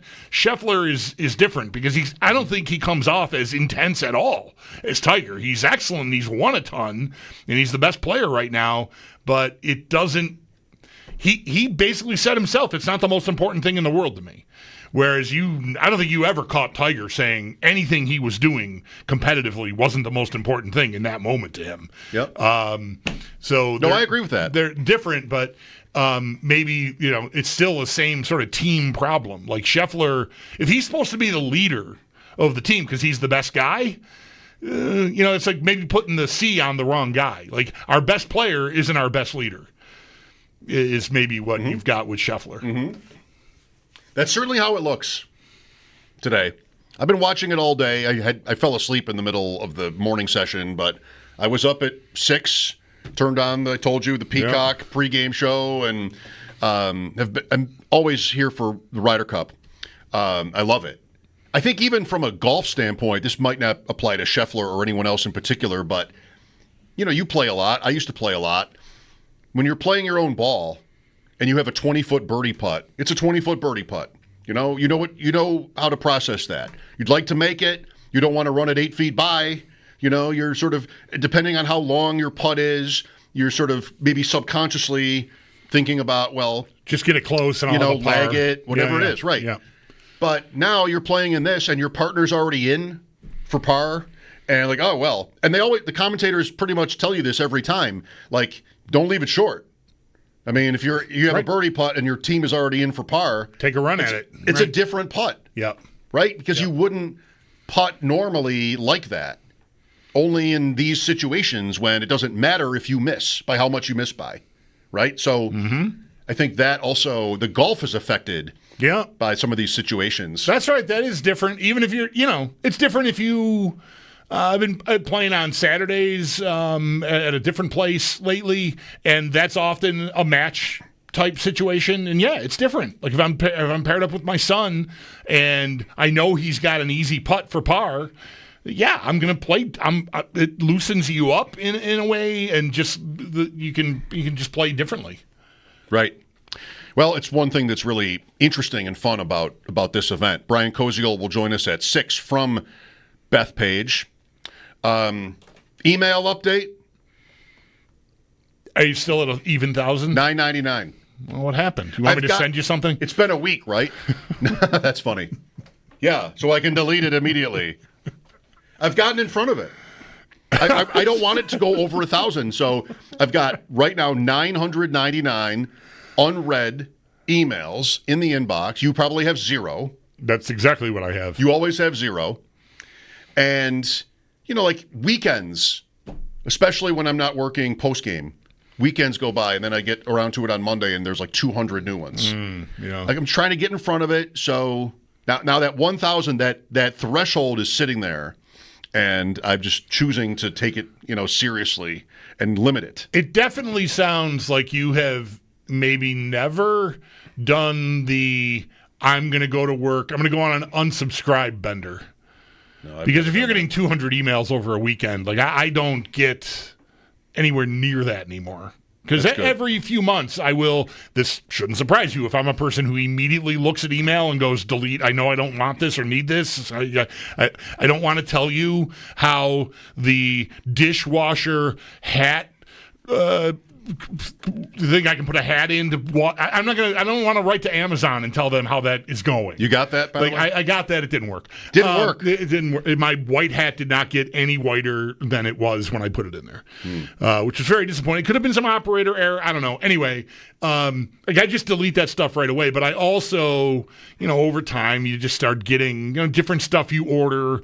It's like, okay, all right, I don't really need updates on every band I've seen in concert the last 3 years on their merch. Like, I'm good right now. Unsubscribe, and that limits the amount of crap you get too, obviously. So, or it sounds like maybe you haven't done that in a while. No, I never do that. Yeah. Or the spam folder. But you're right. The sum total of time spent on deleting these emails is way greater by now than it would be if I just threw them into the spam folder or unsubscribed to any of these things. Yeah. I get 10 or maybe 20. I don't even know how many emails from. I just know it's an immediate delete. I don't even look at it. Our work email now has made the unsubscribe a lot easier. Most of the emails I get through the work email have it's company generated. I think unsubscribe at the top, and you just click that and you're done. As opposed to this labyrinth you sometimes fall into where they take you to a browser page, ask you why you're leaving, are you sure? Oh my God, I don't want to have to click this 6 times. I just don't want to get email from the car wash place anymore. I'm good right now. Yeah. The work email has streamlined that somehow. I think they've put a mechanism in place that allows you to just get out just by clicking that one button that they have sent you, which I find very helpful. That's good to know. Yeah. Try it out. If I ever remember you saying that when I'm negotiating, every time I log into one of my 2 or 3 betting apps, I get an email telling me I've done it. Do you get that? Yes. And you don't unsubscribe to those. You just sort of. No, I just live with that because I. Do you need that? No. Why do they have to tell you that? No, I don't know. To make sure, is it one of these quasi-security methods so that your email is telling you, oh, well, maybe that wasn't me? Right. I think I've never actually read one of those, but I'll bet it says somewhere, if this wasn't you, contact us. Right. So that makes sense. I was on these apps last night frequently because I hit a couple. Had the under, had Barner to score. I hit a couple. So I, vainly I'm checking my balance, and maybe I'll do something else, right? You've been there. Mm-hmm. And so I'm on there a few times, but twice in the course of the day, I had to get the 6-digit code. Oh. Come on, are we friends? Yeah, right. Don't you know it's me? Really? Yeah. I haven't. Yes, I've said my computer is my computer. You can trust this device. Still not good enough sometimes. Sal Capaccio coming up at 5. We'll talk about the Bills not having Oliver or Milano again on defense for this game, what it might mean, and more on the Bills matchup with New Orleans here coming up on Sunday, which, of course, you can hear on WGR. Bulldog and I will be on after the game for the on the postgame show. And Brian at 6 from Bethpage. We'll wedge picks in between because Brian doesn't need to sit on hold while we do picks. Let's actually ask him about what it's like to be at Bethpage. I agree with that. Let's not do that to Brian. Good plan. 803-0550 for your calls. Mike Schopp and the Bulldog Football Friday on WGR.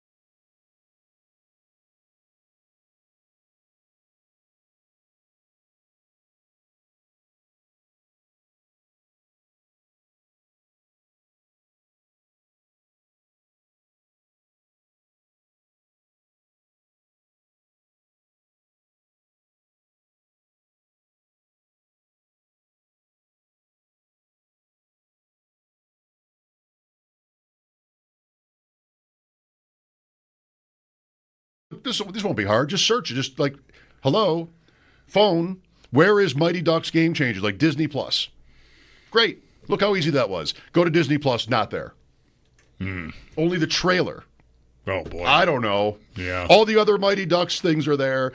The one show thing has never she sounded wants- older. Yeah, The show has I know. The best. Now I'm going to get defensive. Just point out that my daughter is 13. All right. I mean, I can't be that old if I'm not Larry King. Now the show really sounds old. Who's that?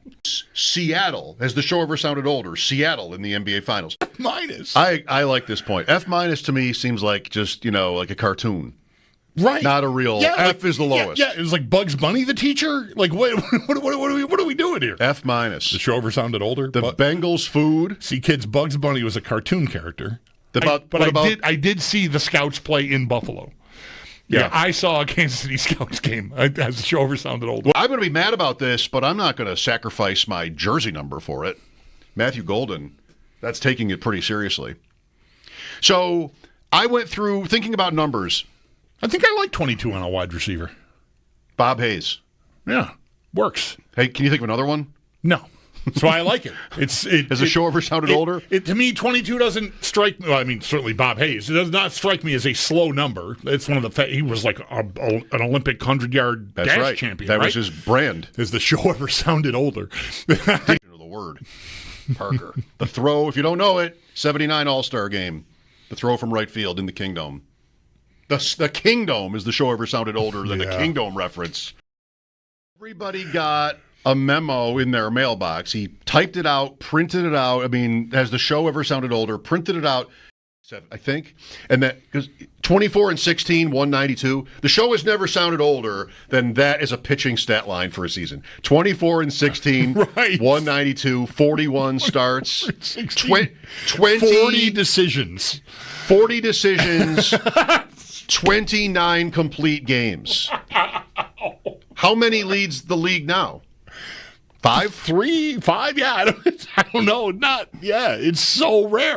Bowling math, like front to back bowling math. No, never. Did you ever have to write it down? Yes. And figure out the math with a pencil? Yes. The show has never sounded older. Yes. It's about to sound older when I get to the next thing. I think I knew how to do that at one time in my life, but I have long forgotten.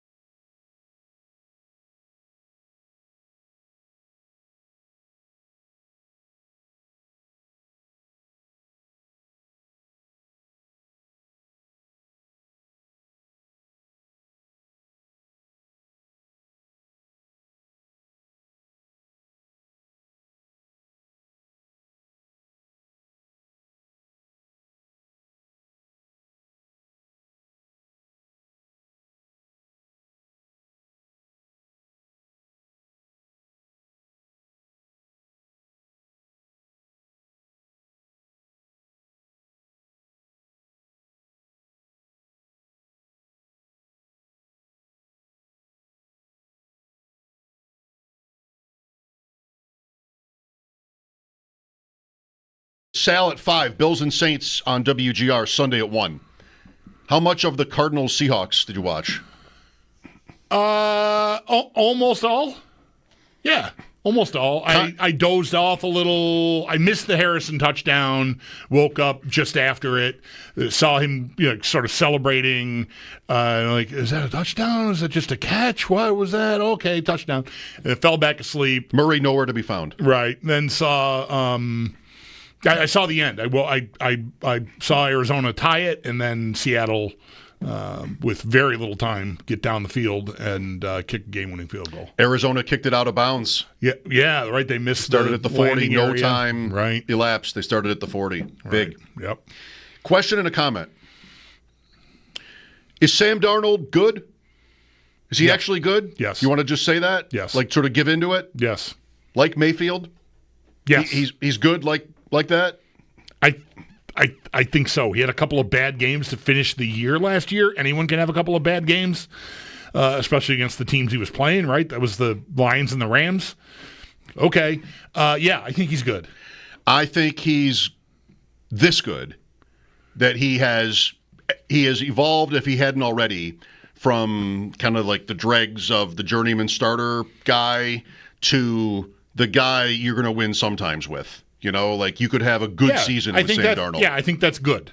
I don't think he's great. He's going to win a Super Bowl. You know, I don't think he's that unless the NFC doesn't have anybody better and they can get there. It's an impressive team so far this year, and you know, Minnesota was impressive too. So, all right, that's my question. My comment is, this is funny to me. We had the one guy, the famous caller, who seriously railed against us because we hated the Arizona Cardinals, which neither of us have ever hated the Arizona Cardinals. But you don't like Kyler Murray. I don't like Kyler Murray at all. And I have come to agree with that. I have come to feel the same way.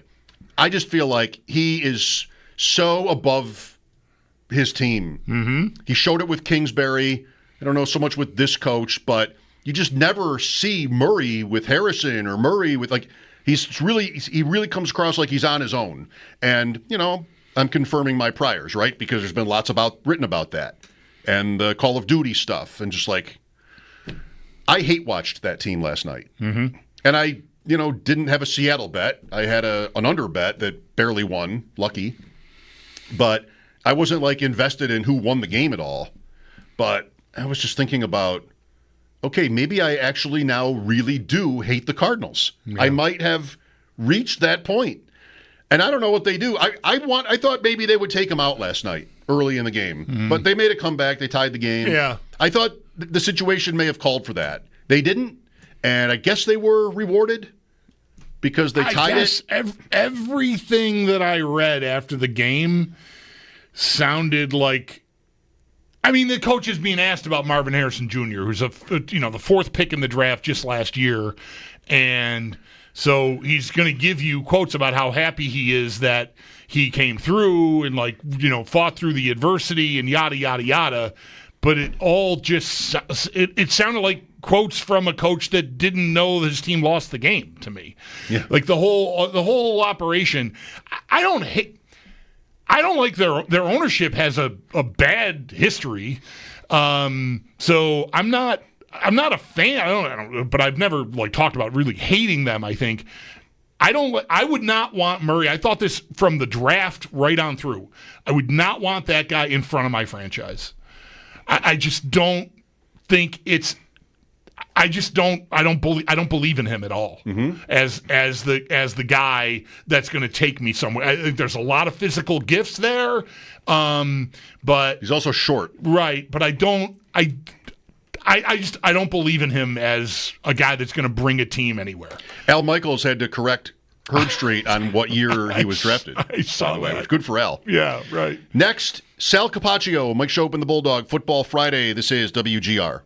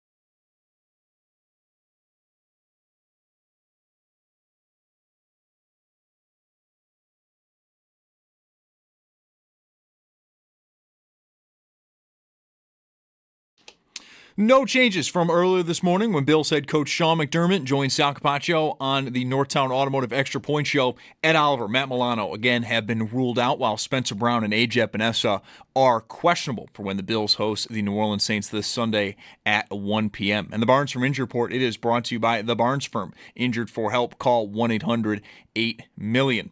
Pre-game's going to get underway at 7 a.m. and carry you all the way to kickoff. We'll hand things off to Chris Brown, Eric Wood, and Sal Capaccio, who will be on the call from the Northwest Bank broadcast booth. And do stay tuned. We'll get the latest on the Bills. Sal will join the show next. Around the NFL, some other key injury notes. Commanders, they are going to be without both quarterback Jaden Daniels and wide receiver Terry McLaurin as they take on Atlanta. And Chiefs wide receiver Xavier Worthy is expected to play when Kansas City hosts Baltimore Sunday at 4:25. Sabres going to have preseason game number 4 tomorrow at home at 3 p.m. Alex Tuck is expected to play tomorrow, according to head coach Lindy Ruff. And then some bad news for the Florida Panthers, as the team is preparing to not have Sasha Barkov for the entire season, as he has knee surgery today. And then over at the Ryder Cup, session number 2 is well underway. The U.S. does currently trail Europe 3-2. 3 more matches still are being played. The Europeans, though, lead 2 of them. Brian Koziel will join the show in about an hour from Bethpage for the latest on that. That's your Paddock Chevrolet Sports Update. Paddock Chevrolet celebrating 90 years of being your hometown dealership. I'm Zach Jones for WGR Sports Radio 550.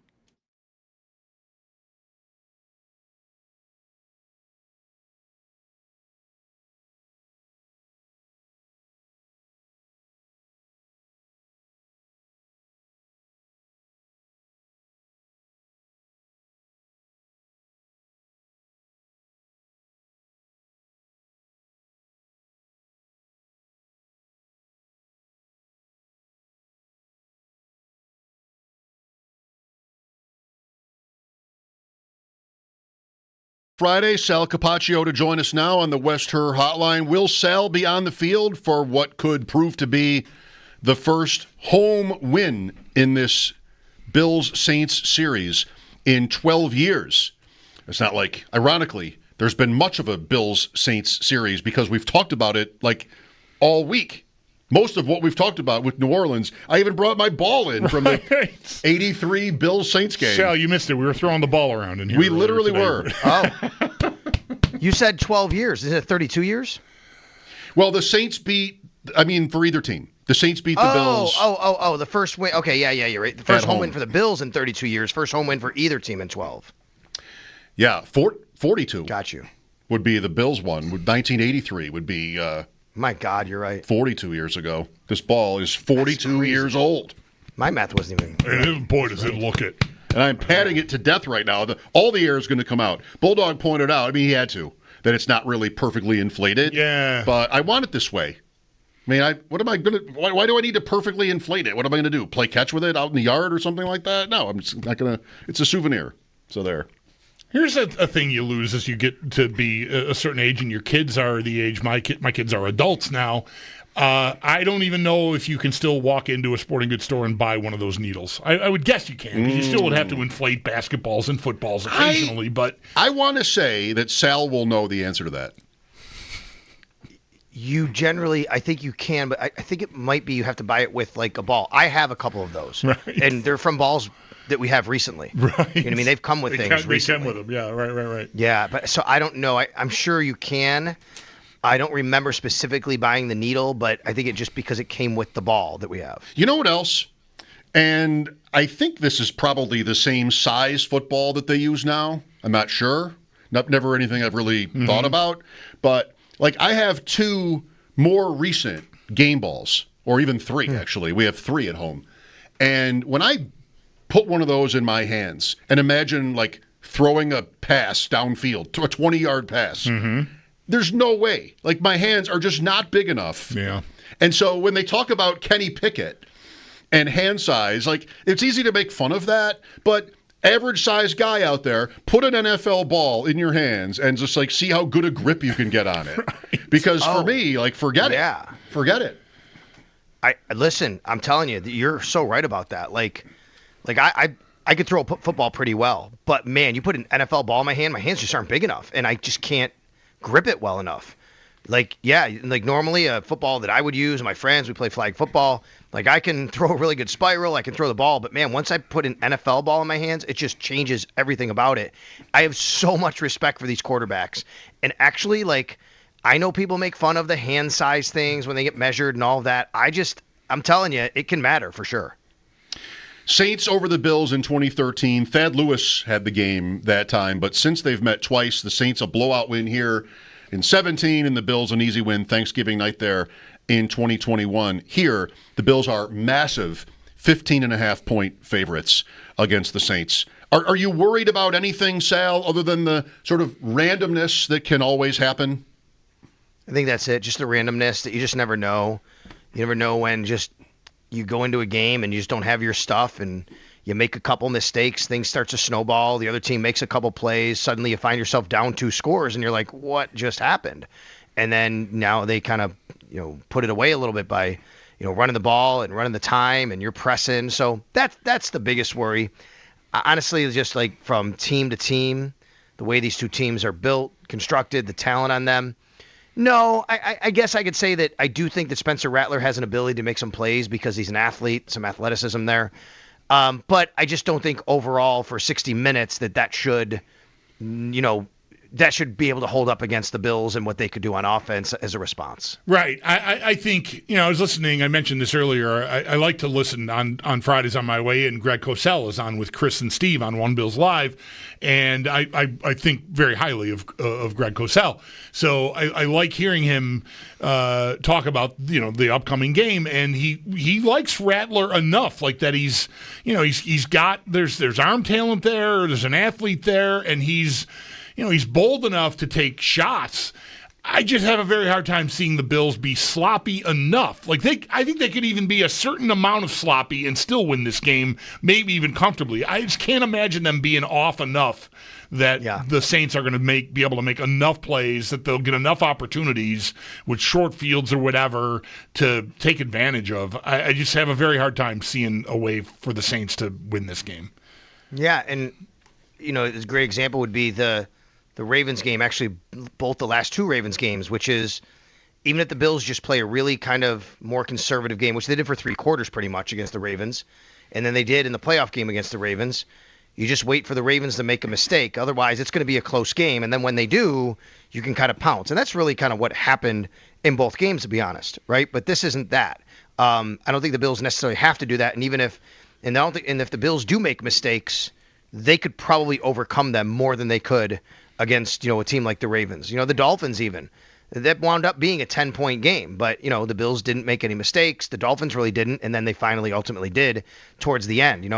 If that's the way you're going to play it, that can happen against the Saints. But if the Bills make a few mistakes against the Saints, you would hope that they'd have the ability to overcome it. And that could be on any side of the ball, and special teams, where they were really, really bad last week, by the way, the Saints. And that could be something where you want to take advantage of to really help out both your offense and defense anyway.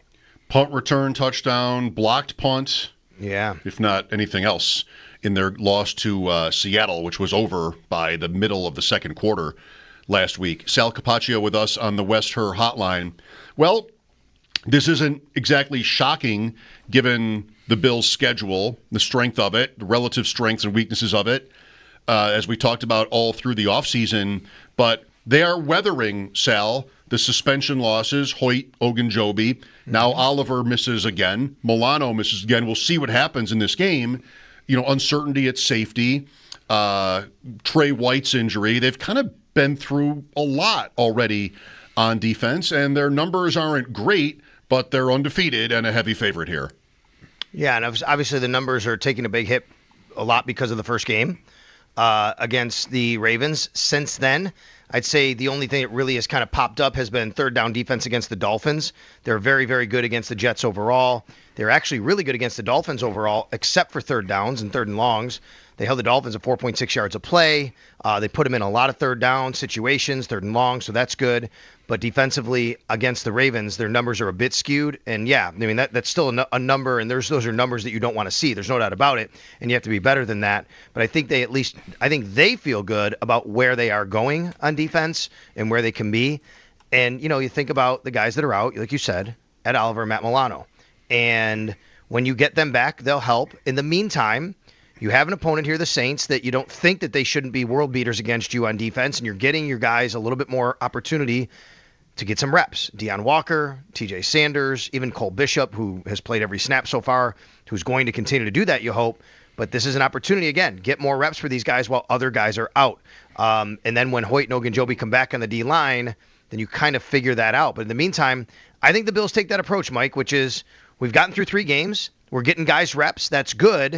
If everybody can kind of continue to stay healthy here, you know, we're getting kind of the best of both worlds. We're getting our guys back, and we're getting guys a lot of reps who need reps, who we might need to count on as the season goes on. Sal, I've not gone back and looked at the entire season so far. I know it's only 3 games, so it's not like it should be that taxing. But how notable do you think it is that Taron Johnson only played 66% of the snaps on defense last week against Miami? Right? I mean, I know HAN has killed them, but still, like, you think Miami, and it's more about, you know, it's not a power game that I'm really thinking about when you get into that. But yet, you know, they played with, I assume when Johnson's not there, that it's 3 linebackers. And I think the snap counts kind of line up that way.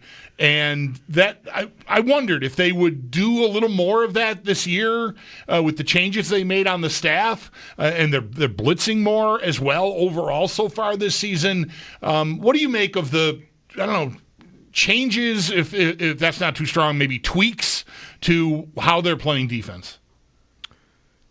I do think that it's been a conscious effort to be a little bit more base, but this is something we talked about going back in the offseason, that we thought they might do this because they started to do it a little bit more last year. They did it against the Ravens, and it's just the trend and the response to what's happening in the league, right? We've talked for many years about the league being cyclical, right? And we're going back to more of teams using a lot more 12 and 13 personnel.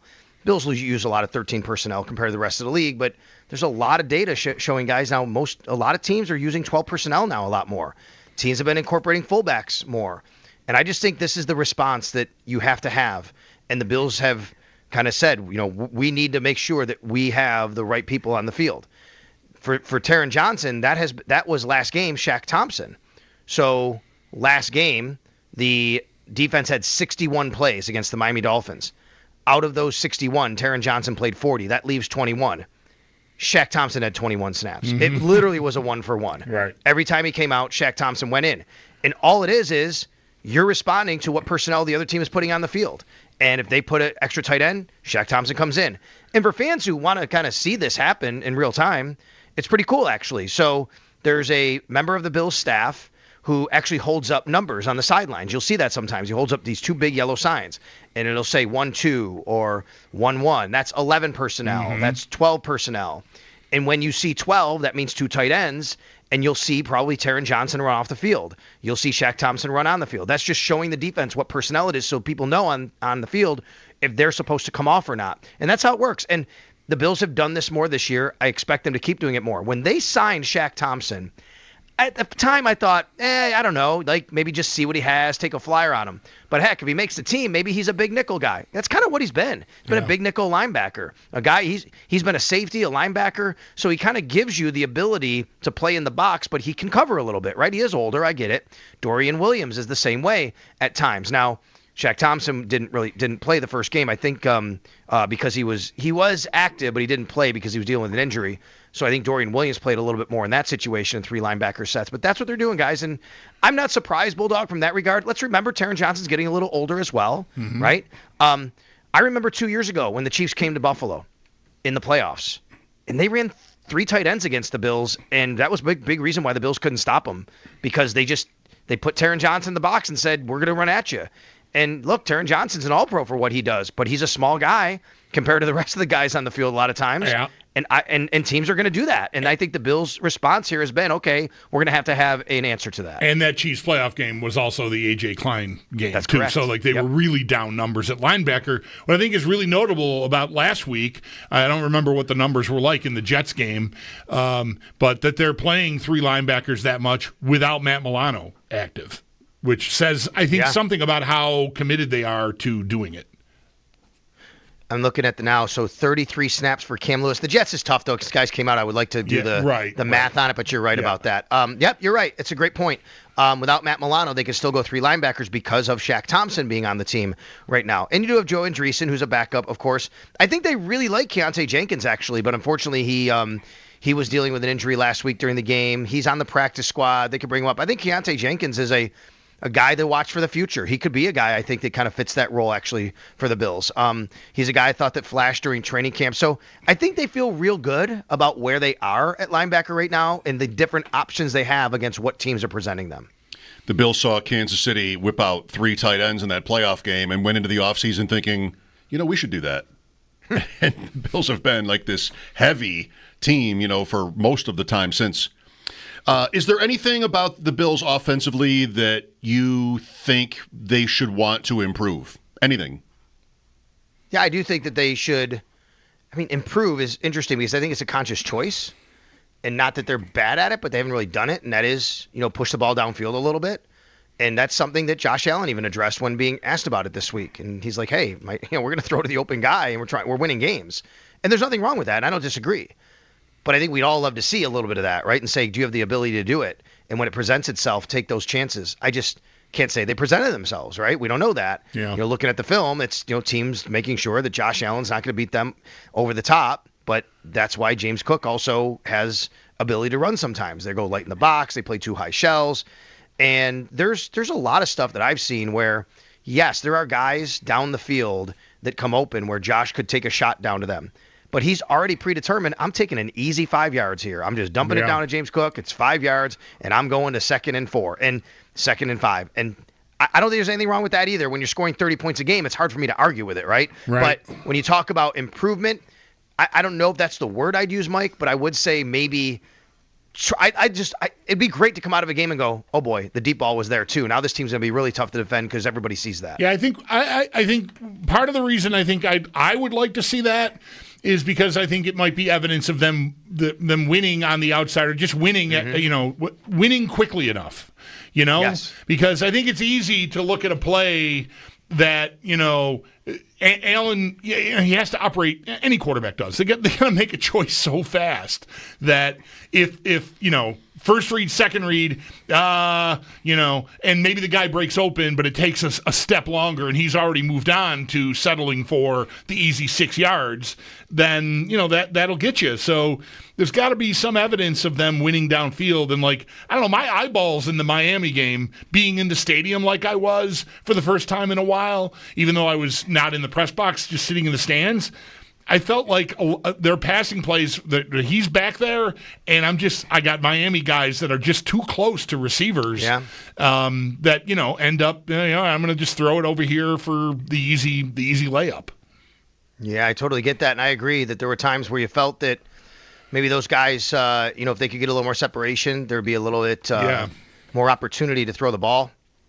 And then, that's where James Cook comes in and Ty Johnson comes in, and the Bills have done a good job of saying, okay, well, if that's the case, we'll do that. So, yeah, I'd like to see that be a little bit better for the Bills. Has anyone, either Brady or McDermott, talked about the start to the season Ray Davis has had? Not specifically. But if you're basically going towards that it hasn't really been great as far as his numbers, I'd agree. After the nice rookie year Ray had when he would come in and he'd be a real nice backup 1-2 combination with James Cook and Ty Johnson there as well. I think the first 3 games so far, you'd probably want to see a little bit more of that to feel more comfortable if something were to happen to James and you have to rely on Ray a little bit more. Baltimore, Kansas City, Sal. What kind of game do you see? And I'm sure you've been engaging in, the fan conversations about what's better for the Bills. I can't really get to an answer. I think you can look at it, either way. Maybe Kansas City's a little bit more likely to be buried if they lose, but it's still so early. And I don't know, the most satisfying season the Bills could have would include a win over Kansas City in the playoffs. So you could tie yourself up. What kind of game do you see, and what, I guess, would you like to see? Yeah, if we could do the Back to the Future thing, go and get the Sports Almanac and know who wins the Bills-Chiefs game, maybe we'd have a better answer on that. I'm not sure. Might still not, because it could go either way. You twist yourself up. What I found very interesting, though, and not surprising, the math is the math, and we can all debate what's better on the math, but there's just a lot of Bills fans who say, I don't care about the math. Beat Kansas City, right? They just want that. Right. That's what they want. It's emotional for people, and I totally get that part of it. So it might be what people think about the rest of their schedule, where they're going to finish. I think Kansas City's back is against the wall here. Their offense has not played well so far, but Baltimore's defense has allowed some big plays. They've allowed teams to move the ball on them. So I think Kansas City's offense might show better in this game. And I think that, the Ravens, with all of their firepower, should probably be able to, score some points as well, although Kansas City's defense played well. So maybe a higher scoring game than what Kansas City's been in. That's what I would expect maybe here. Not sure if I have a prediction. I think that anytime I think Kansas City is kind of dead and buried, they come alive and they win a game. And, that could be the case here, especially being at Arrowhead at a 4:25 start. All right. Well, enjoy your weekend, and we will talk next, I guess, on Monday or soon thereafter.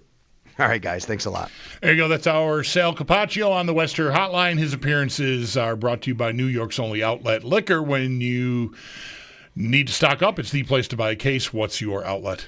The Friday Drive at 5 with Sal, brought to you by Northtown Hyundai, Western New York's premier Hyundai dealership. Shop online, northtownhyundai.com. By Northwest Bank. For what's next, get started at northwest.com. And by Excelsior Orthopedics Express. Sidelined with a sprain, strain, or break, get to Excelsior Orthopedics Express.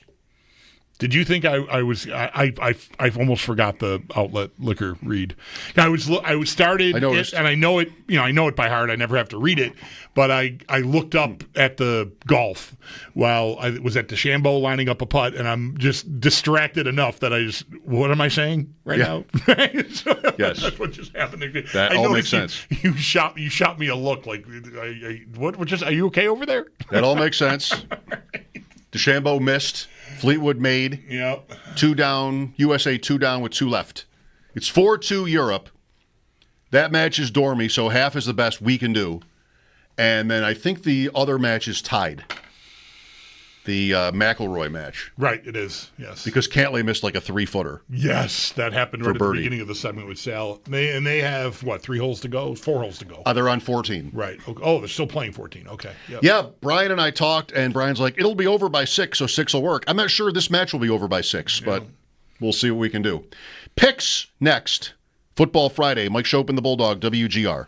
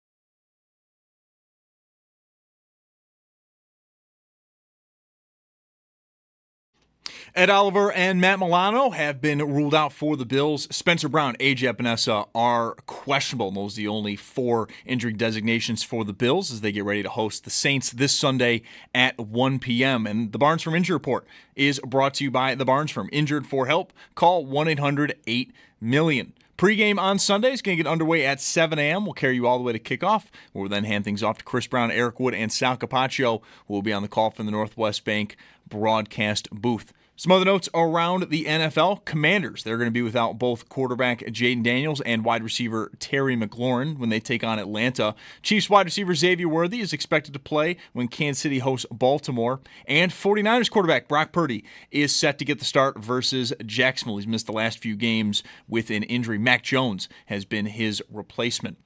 Bad news for the Florida Panthers. The team is preparing to not have Sasha Barkov for the entire season as he had knee surgery today.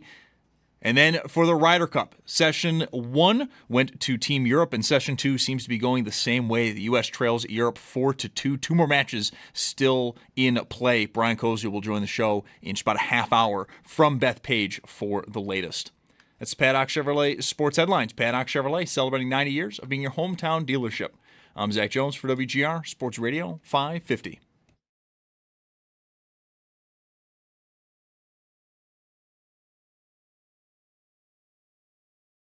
And what if I did do it? Even though I admit to nothing and never will. What does that make me? And I'm not here just defending myself, but all those pickers out there who've been caught. Each and every one of them. Who has to suffer the shame and humiliation because of people like you. It's Mike Schopp and the Bulldog. Are we not human? If we pick, do we not bleed? On WGR. I am not an animal. Sports Radio 550. Well, I've been a little lucky so far this year, taking a lead over Bulldog in the picks. And I say that for 2 reasons. One, you have to be lucky to be on the plus side with picks. Yep. Of course there has to be luck. The other is, though, like usually I'm thinking of like up to 7 games, NFL games to pick 4 from, and I've just picked the right ones. I remember a couple of weeks already thinking like, oh, I was wrong about that. And then, I didn't choose it. I didn't actually pick that one, yeah. Yes. So if we did 7 games a week, I'd probably be like 500 or worse. But I picked the right ones. Well, you're 11-6-2. I mean, that's a righteous record. I am 9-9-1. So I had a very winless week for me. There was no funds replenished in the account if you were paying attention to our picks, which you definitely should not be doing. But 4-1. I got to push. I thought I went 0-5 when I got in here on Monday. I think I said I didn't get a single win because. I didn't think about what numbers we had everything at, but by Sunday I had the Broncos plus 2.5, and when they lost, I thought, oh well, I didn't get it, but they covered. Well, they pushed. I mean, exactly. Right.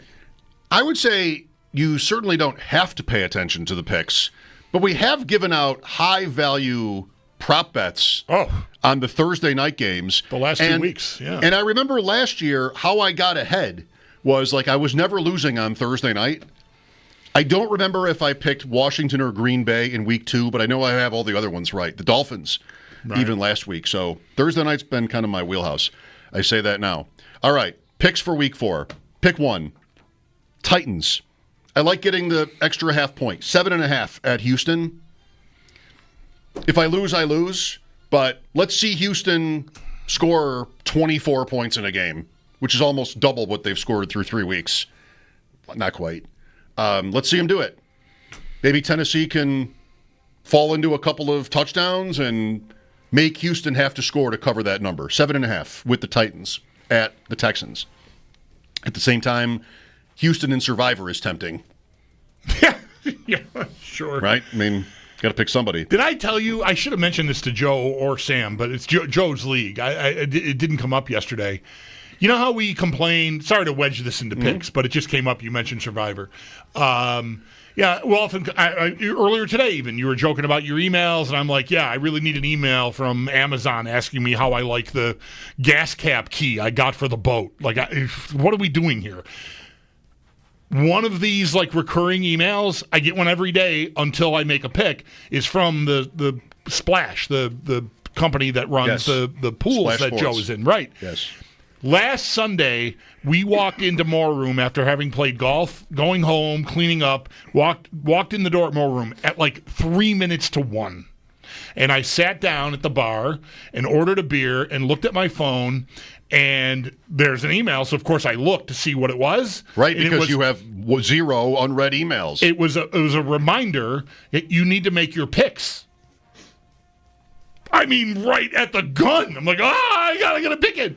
And I did, and I won. That's just in time. Just in time. So as annoyed as you can get about the flood of emails that are seemingly useless, well, there was one that I was thankful to get. Mostly I usually just ignore those emails and go, I'll get to it. I forgot until 3 minutes to 1 to make a pick in Survivor. For my taste, those emails come with a little bit too much urgency. Like on Tuesday, you'll get one. You haven't made your picks yet. The deadline is literally Sunday. Which is why I ignore them. And then, luckily, I happened to look at my phone at the precise moment I needed to and went like, I better pick a game. You better pick a game. Yeah. Well, hopefully you remember this week. I will take the Giants again. This is my third crack at the Giants. 6.5 at home against the Chargers. You know what we're not talking about this year? West Coast to East Coast 1 o'clock games. L.A., I'm impressed. Fine. The Giants, they're going to Jackson Dart. That could be bad. I mean, it could get worse with a rookie quarterback against a good Chargers defense and apparently well schemed. But I think you're sort of... The Dart thing changes it a little bit. This just feels like a buster spot. Like the Giants were incapable of doing anything really on offense against the Chiefs. And I'll take 6.5 with the home team against a West Coast team playing at 10 a.m. Pacific. Overthinking it? Maybe. 3. I'm going to cross it off. Because I had the same question last week and I lost on it. How do you not take San Francisco? I'm crossing it off. Okay. I'm not sure I want to take Jacksonville either, but how do you not take San Francisco -3? Said the same thing last week. How do you not take San Francisco -2.5 against Arizona? It took them an hour and a half to get a first down. They won by 1. They pulled it out. I'll take my Ravens 2.5 at Kansas City. Don't really love it. Not easy to picture Baltimore winning a close game. I don't think it has to be a close game. Right. Chiefs can't run it. Maybe Xavier Worthy makes a big difference. I think that's saying a lot to think that he will. And Baltimore, Kansas City's defense isn't bad. I mean, maybe they're even good. But I feel like the Ravens will get their points. Don't even hate the under here. What did Sam say, 48.5? I think that's right. 26-10, maybe? Could the Ravens win a game like that at Arrowhead? The Bills have done it.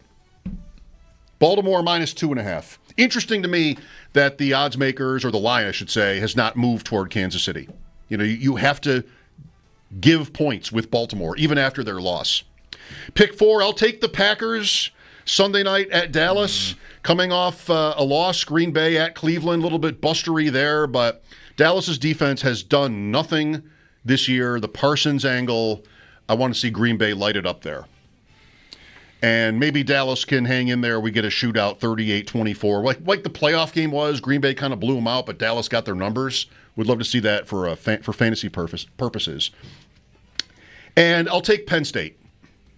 We talked about the Penn State-Oregon game with Sam. I've watched their show all week. They spent a lot of time on that game, more than any other.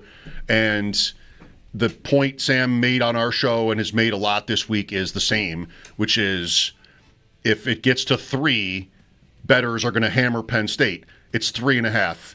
And the reason you're not supposed to want to bet Penn State is because their coach has a reputation for losing big games. Is this that big a game? I guess it's pretty big, but I'm not going to worry about that. I'll take Penn State -3.5. All right. Well, I'm going to be a little boring here. I'm not. I don't have a pool of extra games to pick from. It was one of these weeks where I just, I got to my 4 and went, phew. for the NFL games. College, obviously, there's some trillion games to pick from, so I won't have any trouble there. But I'm going to roll with you on your last two. I'm taking the Packers 2 minus the 6.5, and I love the Ravens over the Chiefs. You do? I really do. I'm not. That was the first game that What you want to know about my process? I look at the whole board and I wait for something to jump out. And I got all the way down there before something went ooh for me, where I went ooh. Actually, the computer doesn't go ooh. That's me. And so that I love the Ravens minus the 2.5. I just don't think the Chiefs. The Ravens defense has been giving up points to everybody but Cleveland. I don't know. How much better on offense right now are the Chiefs in Cleveland? Like, they can't do anything, it seems. So I like Baltimore pretty comfortably, I think. So no problem with the 2.5. Interesting. And Packers, same deal. I don't think, they had a down week, tough defense they played, lost that game. I think they'll bounce back big. And I just think that Dallas team is going to have a hard time with Parsons, I think. Like, especially if he gets off early, I just think they could even be demoralized in the game. Like, we traded this guy? What are we doing over here again? So I'm on Green Bay big there. The other two NFL games, I'm gonna give my bias. Last week was confirming priors, right? As I said, and the Colts, betting against the Colts. A big number against Tennessee was one of those picks. I'm going to try that one more time, and then I will stand down on Indiana Jones and the Colts. If they go to L.A. and beat the Rams, or even just cover, that's all I really need. But, I mean, if they win the game, that would really be something. I like the Rams. Minus 3.5 is what I have there. Yep. I just think that's a big step up. The Colts have done great, but it's been Miami, a fluky Denver win, and Tennessee. I think the Rams are a different cut there. So I'll trust L.A. to cover the 3.5 hosting Indianapolis. I love Tampa plus 3.5 hosting the Eagles. The Eagles have had tough games with them, and they're getting Wirfs back. They're getting Godwin back. I love Baker Mayfield, so I'll take 3.5 points and Tampa at home against Philly. No Evans.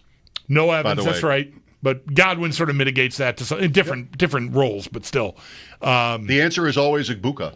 Right. I think. Right. And I did. You'll take my word for it. I had Alabama plus the 2.5 at Georgia before Sam Panayotovich came on at 3:30 and said, bang Alabama. So I'm gonna roll with the Tide. I did not mean to do that. It just happened that way. Go Tide. I'm gonna ride with the Tide. I don't like any of this. Alabama plus 2.5 at Georgia.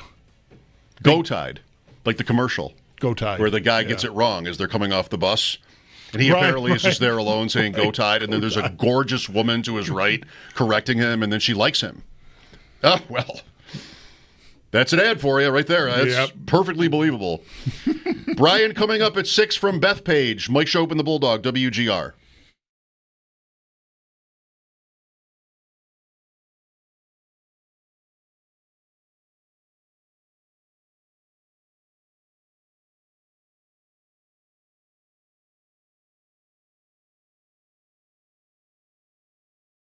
Hey, folks, how about a shot at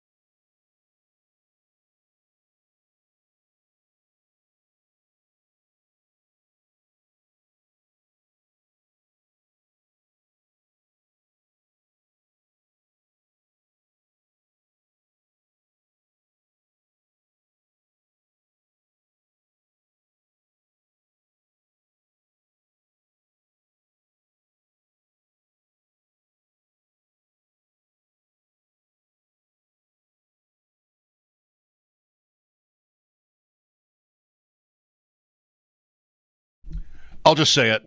Watching Ryder Cup all day, I don't like the color choices down in that little score box. The blue that means Europe is winning its match is pretty much like the blue of the graphic. And the light blue they're using to tell you which hole you're watching is closer to like the European light blue that they, sort of exhibit. So I don't know. I could use a different combination there. There. I'll hang up and listen. How many National League hitters this year are batting 300? 3. 1. All right. You knew it was going to be a low number, folks. Had to be a low number. Been here a while with this guy. There was no question it was going to be a low number. Trey Turner enters play tonight at 305. Of qualifying players, he is the only National League hitter to be at 300 or better. We're not interested in hitting anymore. No, we don't care about hitting. We don't care about hitting. We don't talk about Bruno. We don't care about hitting. We just want homers. At least we have steals back. Right. We have a lot of steals now. Yeah. We don't really have bunts back, which is fine. I still like a good bunt. I like a good bunt too, but I don't need more. I don't need more good bunts than we have. I don't know the numbers on this, but I'm fine when it comes to bunting. I'm fine. Yeah. Once in a while. I still think if you're bunting runners up in the late innings to score 1 run, you're a tool. I think that's we know that. You should never be giving up an out to move a guy from second to third. Ever. The pitcher's not batting next. We don't have pitchers anymore that batting. Doesn't happen, right? They fixed that. Yeah. Everybody's kind of good, although nobody bats 300. Right. We can lift that ball to the outfield and bring home that runner. I think we can trust ourselves to do that.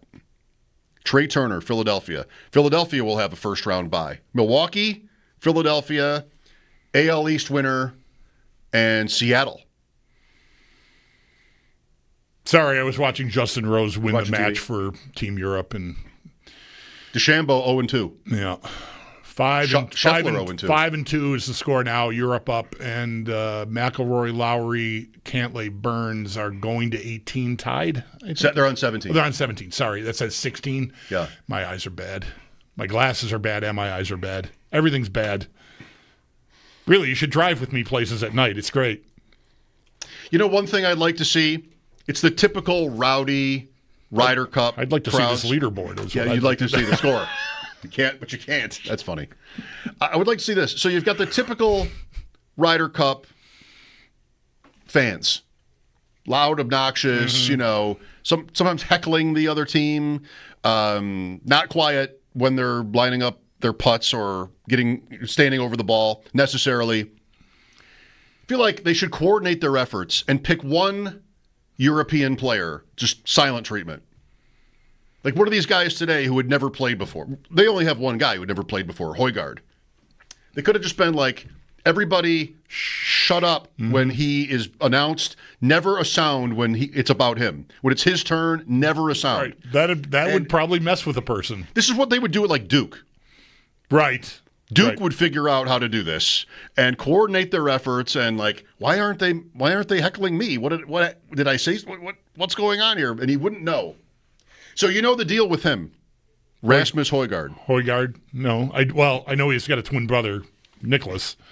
Yes. He is the only player on Team Europe who was not on Team Europe the last time because his brother was. Right. I did hear that earlier today. And Paul McGinley, you might have heard him talk about this. I don't know, like, the timing of all this, but he said that the brother who was on the team in 23 in Rome is there.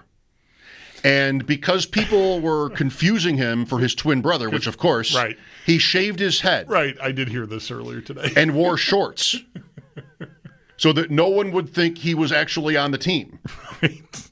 He made an effort to not look like how his brother would look. He's not wearing the team shirt, just going a little further to present himself as not on the team. But, I can respect that. That's a lot of consideration. Oh, so much. All the consideration. And he loves his brother. And probably his team. I enjoyed Nick Faldo using all the Fleetwood Mac puns today, too, for Fleetwood and McElroy.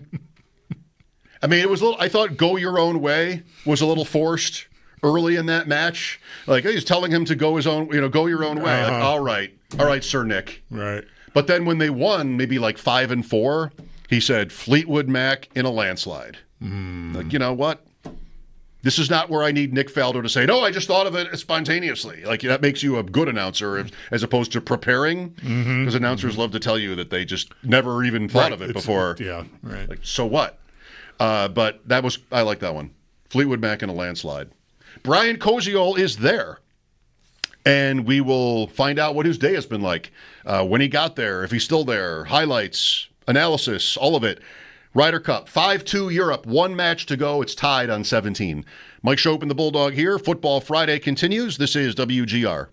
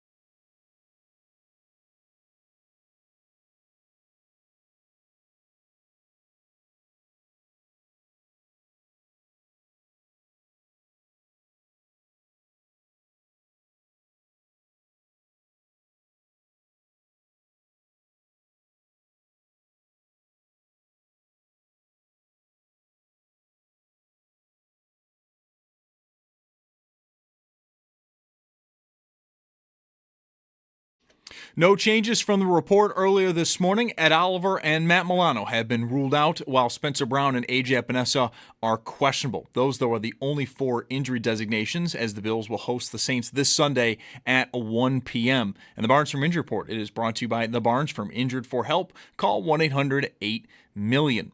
Pre-game's going to get underway at 7 a.m. and carry you all the way to kickoff, where we'll then hand things off to Chris Brown, Eric Wood, and Sal Capaccio, who will be on the call for the Northwest Bank broadcast booth. And for more on today and what to expect heading into the weekend, Sal Capaccio has a piece up at our website, WGR550.com. Some other injury notes across the NFL. The Commanders are going to be without both quarterback Jaden Daniels and wide receiver Terry McLaurin when they take on Atlanta.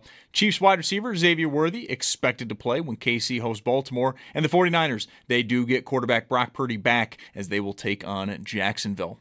For the Sabres, no preseason game tonight. They will be in action, though, tomorrow at home at 3 p.m. Alex Tuck is set to play, that according to head coach Lindy Ruff. And the Florida Panthers, they got some bad news today. The team is preparing to not have Sasha Barkov for the entire season, as he had knee surgery earlier this afternoon. And then day one is beginning to wrap up at the Ryder Cup. It is all Team Europe as they lead 5-2 with just one match to play that is currently tied into the 18th. Brian Koziel will help break it all down as he does join the show next, so do stay tuned for that. It's Paddock Chevrolet Sports Update. Paddock Chevrolet celebrating 90 years of being your hometown dealership. I'm Zach Jones for WGR Sports Radio 550.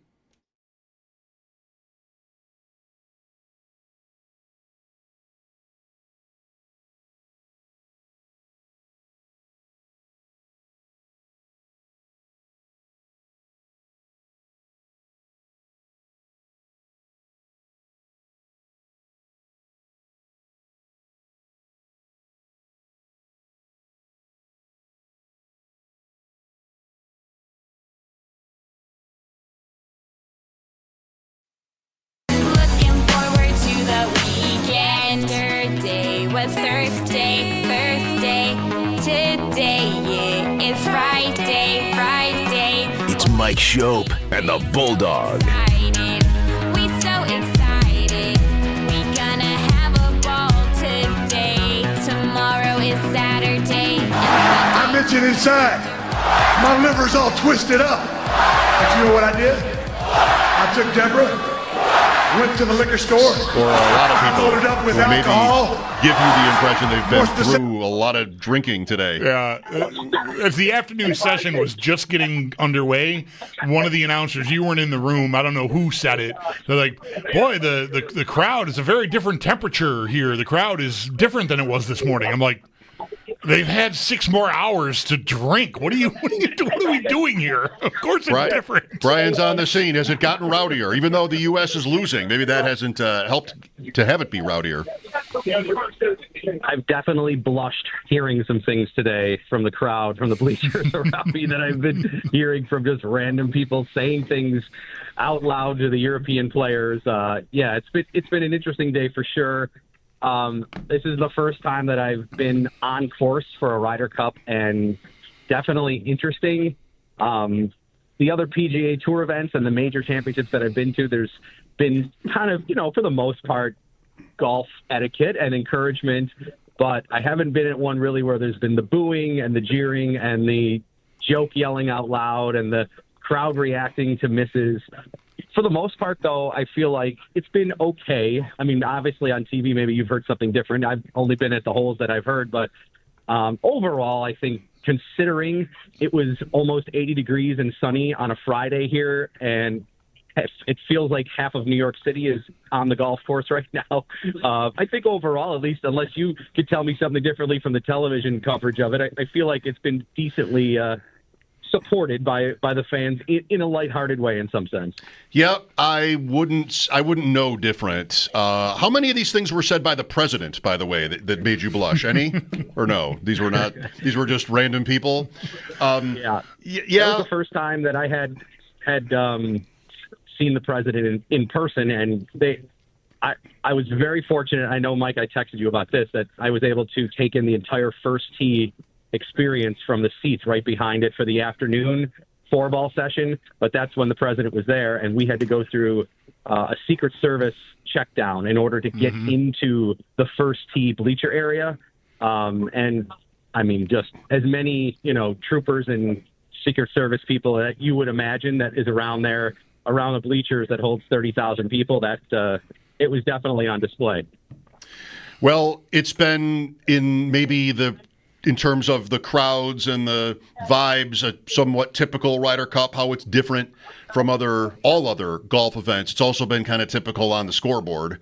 Or am I saying too much there, Brian? I mean, the States have won the last 2 Ryder Cups at home. As we speak, they're down 5-2 with the final match of the day on 18 tied. So they could still get to 5-3. Maybe this is really big, isn't it? 5-3 might not feel like that bad a day. I agree. Considering the number 1 player in the world who's supposed to be dominating did nothing and made nothing, and probably he's in line, though, with many on the U.S. team that didn't make any putts throughout the course of the day. I was out on the 11th hole. Back-to-back groups come through. Bryson's got a chance to make birdie. He doesn't. And then Rahm ends up making a putt. And then again with Fleetwood the next time coming through, it just seems and Scheffler had missed it too. So there's opportunities for the U.S. to kind of grab hold or put pressure back on. Both times they miss, kind of disappointment. And then the European player jumps right on the doorstep there and comes through with a putt. And I think how I feel about the clutchness of the European putting is something that I feel like I'm almost over exaggerating it, but I feel like that's all I watch. I watch the Americans have an opportunity to maybe get themselves either back in the match or grab hold of it. They miss putts, and then Europe always seems to be able to convert in those situations. The same handful of pressure players that always come through. It's Rose, it's Rory, it's Fleetwood. These guys just love this moment. I don't get it in the sense that why the Americans just seem to be unable to, in these pressure situations, not putt as well. I mean, Scheffler has dominated golf, and it's not like he hasn't beaten European players, but, man, he made nothing today overall. And I probably saw at least 5 or 6 of his holes where he was putting for a legit opportunity to make a putt and just didn't do it. So I don't know what happens with the U.S. in this situation, and maybe I am overstating it too. Like you said, it's not like they haven't been able to defend their home turf, and this isn't over yet, but it just feels like in my last 20 years of paying close attention to this event, anytime there's a clutch moment on the green, it always seems like Europe beats out the U.S. Speaking of clutch moments, as you're talking here, all 4 players were about 100, between 110 and maybe Rory's 96 yards out. And Cantlay from the fairway just shanked a wedge into the bunker on the green side. So at least Burns is on and has a look at a birdie putt. We'll see what Rory does here. He's put his just about the same as Burns. And Lowry's outside of that. Yeah, he's on the green, but probably 10 feet further away. Anyway, on Scheffler, Brian, I wonder, we were talking a little bit in here, how he spoke during the year about how his priorities are and how, these tournaments he wins and it leaves him not really feeling much in the hours and days afterward. I wonder if that's a window into him not really having an extra gear for something that the European team seems so invested in and emotionally up for. I wonder if Scheffler just can't really get there, and that's he's their best player. He's the best player in the world, but, maybe it's a tough spot to have your best guy be wired the way he is. I think it's a good point. I mean, I think the U.S. team top to bottom is not as deep as Europe, and I think we talked about that in our preview. And so if you have the best player, which on paper the U.S. do, he has to play. He has to, at very least, not lose you points. And he goes 0 for 2 today. So that's not obviously something that you'd want to have come through when this tournament ends up starting. I don't know. I go back to who are the best players all time here in my adult lifetime here, the last 25, 30 years. Well, we know it's Scheffler, and then you probably go back to Tiger. Tiger's record in the Ryder Cup during team formats was a losing record. Now, singles, he ends up doing okay, but again, he's out there on his own. I don't want to compare Scheffler's attitude to Tiger's because they are different. Right. Tiger wanted to win all the time, but there's that same mentality of how much do they value the Ryder Cup versus their major resume, their individual resume. And I don't want to say that Scheffler's not trying to win here in any sense, any harder than he would anywhere else, but man, he's able to raise his game to the best of anybody in these other individual tournaments. But this one so far, just lackluster from him. It's kind of similar to what we've seen from Tiger and Mickelson in the past when they've been criticized for being the best players in the world and not dominating in an event like this. Cantlay playing out of the bunker on 18 green, matches tied here. Cantlay, Burns versus McIlroy, Lowry. Can you see it, Brian, by the way, from where you are, or no? Are you watching this too? No. Okay. No. Okay. So you'll have to take me through it here while we're watching here. Cantlay plays out to maybe 6 feet, but at least two makeable birdie putts here around him. Brian Koziol at Bethpage for the Ryder Cup.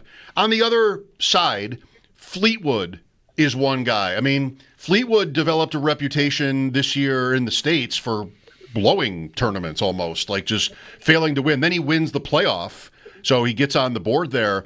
5-0 in these 4-ball format where they alternate shots. I feel like that's a really special set of traits for somebody to have a record like that, because I feel like they have to be able to keep their opponent out of trouble. You know, like guys hitting it into the tent and whatnot. I mean, probably Fleetwood is playing in a way where he's avoiding that. And I think maybe also, Brian, like there's a personality element to it with him that he sort of maybe is good at, and McIlroy might have said this morning when they played together, Fleetwood Mac, that he just is somebody that is easy to like and is maybe supportive after a miss, that kind of thing. I would agree. I think he's really, really good at knowing how to play this format, that foursomes, that alternate shot format. He's very, very good at it. I think some of these players, they take this mentality on of like, okay, look, I'm going to make sure no matter what, I don't end up putting my partner in trouble. And I think he does that really, really well. I think a lot of these European players do it really well. But for Fleetwood, who hasn't had in Ryder Cup experience, kind of maybe I don't know, use the word choke that we used earlier in the year when he individually couldn't get wins. I wonder how much confidence that really gave him, winning that FedEx Cup title, coming into this weekend, probably feeling like he's playing as good as anybody in the world right now. So for him, who's always played really well in these international events, now you throw in the fact, okay, I've kind of personally overcome what has been a real bugaboo for myself, which is closing out an individual tournament. Now he's got that under his belt. I think he's probably thinking this weekend is just, I'll go in terms of how he's feeling inside in between his two ears right now. McIlroy and Burns here are, I think, really close together. Yeah. And I'm not sure if they've already decided who will play. It looks like Burns will play first. It almost looks like Burns might be stepping on McIlroy's mark, but I guess not. Like that would be an interesting one if he were to do that. Sure would. He'd want McIlroy to play first, but even if you're going to step into my mark in this situation, I might want you to play first. Yeah, their putts are similar enough. I would think Rory would definitely want to get a read off of what Burns is doing here. 10 feet, Burns misses right. So we're not going to win. We might tie, but we're not going to win. The best you can do is tie. If Rory makes this putt, then it's going to be 6-2 going into tomorrow. Right. How about Rahm today, Brian? Did you get close to him? He put on a show, I thought. I did. I watched him, and he was great. That hole on 11 I mentioned earlier, he made a real good putt. Yeah, he putted great, even off the first tee, like for him getting out there right away, performing with the pressure to start in the first group in both morning sessions and the afternoon sessions. He kind of led the charge and ended up, coming through with 2 points. For him, we know obviously going to live, he comes to the majors and then he's kind of up and down, and we're like, well, is he going to be back this year? He had some opportunities to maybe win in majors. He's a player I really, really like watching. I think I know he's got a little feisty attitude at times, but I still think, like, in terms of the PGA Tour players that left to go to live, I know Bryson probably is going to be one that everybody would want back just because he draws eyeballs and attention. He's entertaining. But I think Rahm is right there for me. If I would steal one back to watch regularly more on the PGA Tour, I think Rahm is a player that I'm really, really entertained by watching play. And I think he's got a little bit of all of us in ourselves in the sense, not comparing our golf games, but, there's that frustration, kind of fierceness, that high competitive level, like if, whether it's golf or any other sport that you play. Like, I feel like we've all got a little of that inside of us. But at the same time, I think he also handles himself pretty well overall. I think he's a guy that's easy to root for. McIlroy misses left, so the match ends in a tie, halved. 5.5 to 2.5 is the score going into Saturday. Do you have, so it's the same format tomorrow, foursomes and then 4-ball. Do you have any thoughts on, like, how the USA should line up to try to make a comeback here? Is there somebody who, like, Scheffler can't go to the bench, can he? No. I know he's 0 for 2, but I think you have to play him.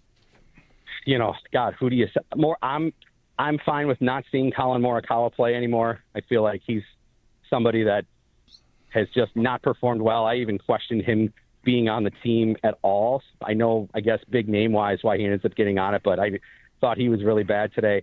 I mean, I think probably Keegan's got to go back and say, look, even though maybe I had a plan for Saturday, maybe I've got to change it up a little because there really wasn't much magic. The only two players that I feel like have had consistency together, and also in previous Ryder Cups, has been the Cantlay-Schauffele pairing. I don't know if Cantlay physically is maybe able to play again. Yeah. He went both today, but both to 18. Yeah, and those two, oh yeah, that's right. He go into distance. Those two are very close and very tight. So I feel like as long as Cantlay physically is able to do it, I think I throw them and him and Schauffele back together. I think you got to play Bryson and Scheffler again, even though they weren't as successful as they need to be. I just think their talent is too much to throw them away. Thomas is somebody that you probably have to throw back out there. Him and Cam Young did really well. They had their biggest win, so maybe that's another pair that you put out there together here to start the morning. If they lose another session tomorrow morning, it's going to feel mathematically like it's almost over, I feel like, at this point. I know it won't be officially, but, you know, being down, 5.5, 2.5 right now, right. You lose another session, could be 4 or 5 or something, 4.5, somewhere in that area. I feel like it's going to feel like an insurmountable margin at that point. 2.5 to 1.5 in the morning, which would be progress versus this morning, would make it 8 to 4. To your point, right? That doesn't sound good. I wonder how Bradley's who we're talking about. He's the captain. He's the one who's got to make these choices. I wonder how that goes. Right? It feels a little bit like the manager going out to the mound. I'm thinking of Grady Little and Pedro Martinez in the 03 ALCS. Do you want to come? How do you feel? Like, I'm good. I'm going to keep going. Like I feel like if Bradley goes to Cantlay, he's going to tell him, yeah, I want to go. But Bradley maybe should be thinking about the fact that he flubbed a 100-yard wedge shot into a green with a hole with the match still on the line. Maybe that's fatigue from having played 36 holes today.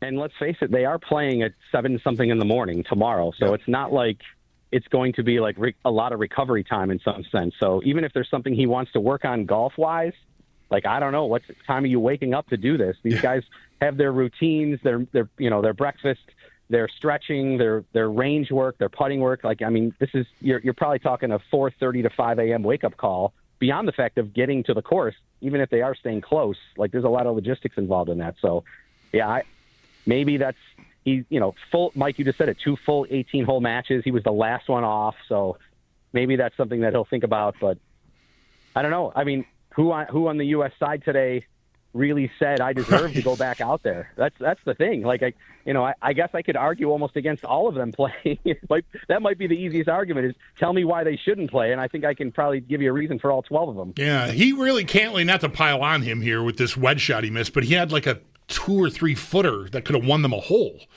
2 holes before, I think, that he just missed too. And I don't know if that's fatigue, but I mean, he goated pretty hard at the end, I think. Well, we know last year was a big story of the controversy, with him and McIlroy going at it and whatever it was with the hat and all that sort of stuff. If there's any U.S. player that's taking some ribbing from the small contingent of European fans, it's Cantlay, because he's standing over the ball forever. I did see over here on one of the greens, the European crowds, here and there's a collection of them counting out loud while Cantlay was standing over his putt. So it wasn't Sergio back here in 2002 for the U.S. Open when they were counting the waggles that was very loud, but it reminded me of it in some small sense. Right. And, interesting point about, we'll let you go here, Brian, how much time guys have to recover and, adjust. They're using all the daylight they have, pretty much. Like, maybe you have a little bit of time between rounds, but not much. I mean, you have to eat and rest a little bit, perhaps. But, I turned it on this morning at 6 and it was dark. I mean, none of this is a surprise. I know times and things. And, they're ending here at 6:15 and it's almost going to be dark, like an hour or hour and 20 or so. And even being a little bit more Easter, I'm noticing it's darker earlier than it is in Western New York. So, I mean, it might be even a half hour less of daylight than we have at home. on the back end, right? Yeah. Okay, hope it was a great day. Really was. That was a bucket list thing for me. I'm looking forward to going back tomorrow to maybe watch it in a little different manner, but I really wanted to get to that first tee box. Mm-hmm. They had the national anthem playing. They had all the music playing in between, the announcements, the crowd reactions. Like it lived up to it for sure. The spectating, I wouldn't say was maybe as good as other majors because it's only 4 groups. It's tougher to do it. But that first tee was definitely something I wanted to do at some point in my life, and I really, really enjoyed that hour and a half or so that I was there during that afternoon session when they all went off one. Very nice. Thanks for your time, Brian. Okay, guys, thanks. Have a great weekend. Brian Koziol, Tee to Green, our Saturday morning golf show. One thing I have to say, because the coverage can be kind of stilted, they did actually, I heard a couple times, call Keegan Bradley by his first name. Oh, not just Captain Bradley? Right. I've heard that too. But they did call him Keegan a couple of times, which I thought was probably too informal for the Ryder Cup. The disrespect. Yeah, the normalcy of it, I appreciated. Calling a guy by his name and not just throwing captain around all day like you're just, talking down to us. I mean, he is Captain Bradley, but I liked, that they didn't always call him that. Yeah, that's what he's paid for now is, yeah, you had a great day, you're going to sit. And you want to play, but you're going to sit. Like, that's what he's paid for now. Yeah, that's the gig. Yeah. And those aren't easy choices. And I don't know, I don't know that Cantlay's tired. I just know he finished badly. He made a great putt on 17 that was halved. Oh, right. But that's right. Good. Around that, he had a couple of flubs. Yeah. All right. Love the Ryder Cup. Day 2 tomorrow. Europe in the lead by 3 points. Next, our chat with Theo Greminger, some fantasy advice for Week 4, Bills and Saints. What is Chris Olave? Speaking of New Orleans, how high is the ceiling for James Cook? Here we are again with Cook, just touchdowns week after week. He's got a streak going. We'll have our chat with Theo next. Mike Schopp and the Bulldog. This is Football Friday. We'll be back in a snap. That's brought to you by Snapdragon Apples, the official apple of the Buffalo Bills.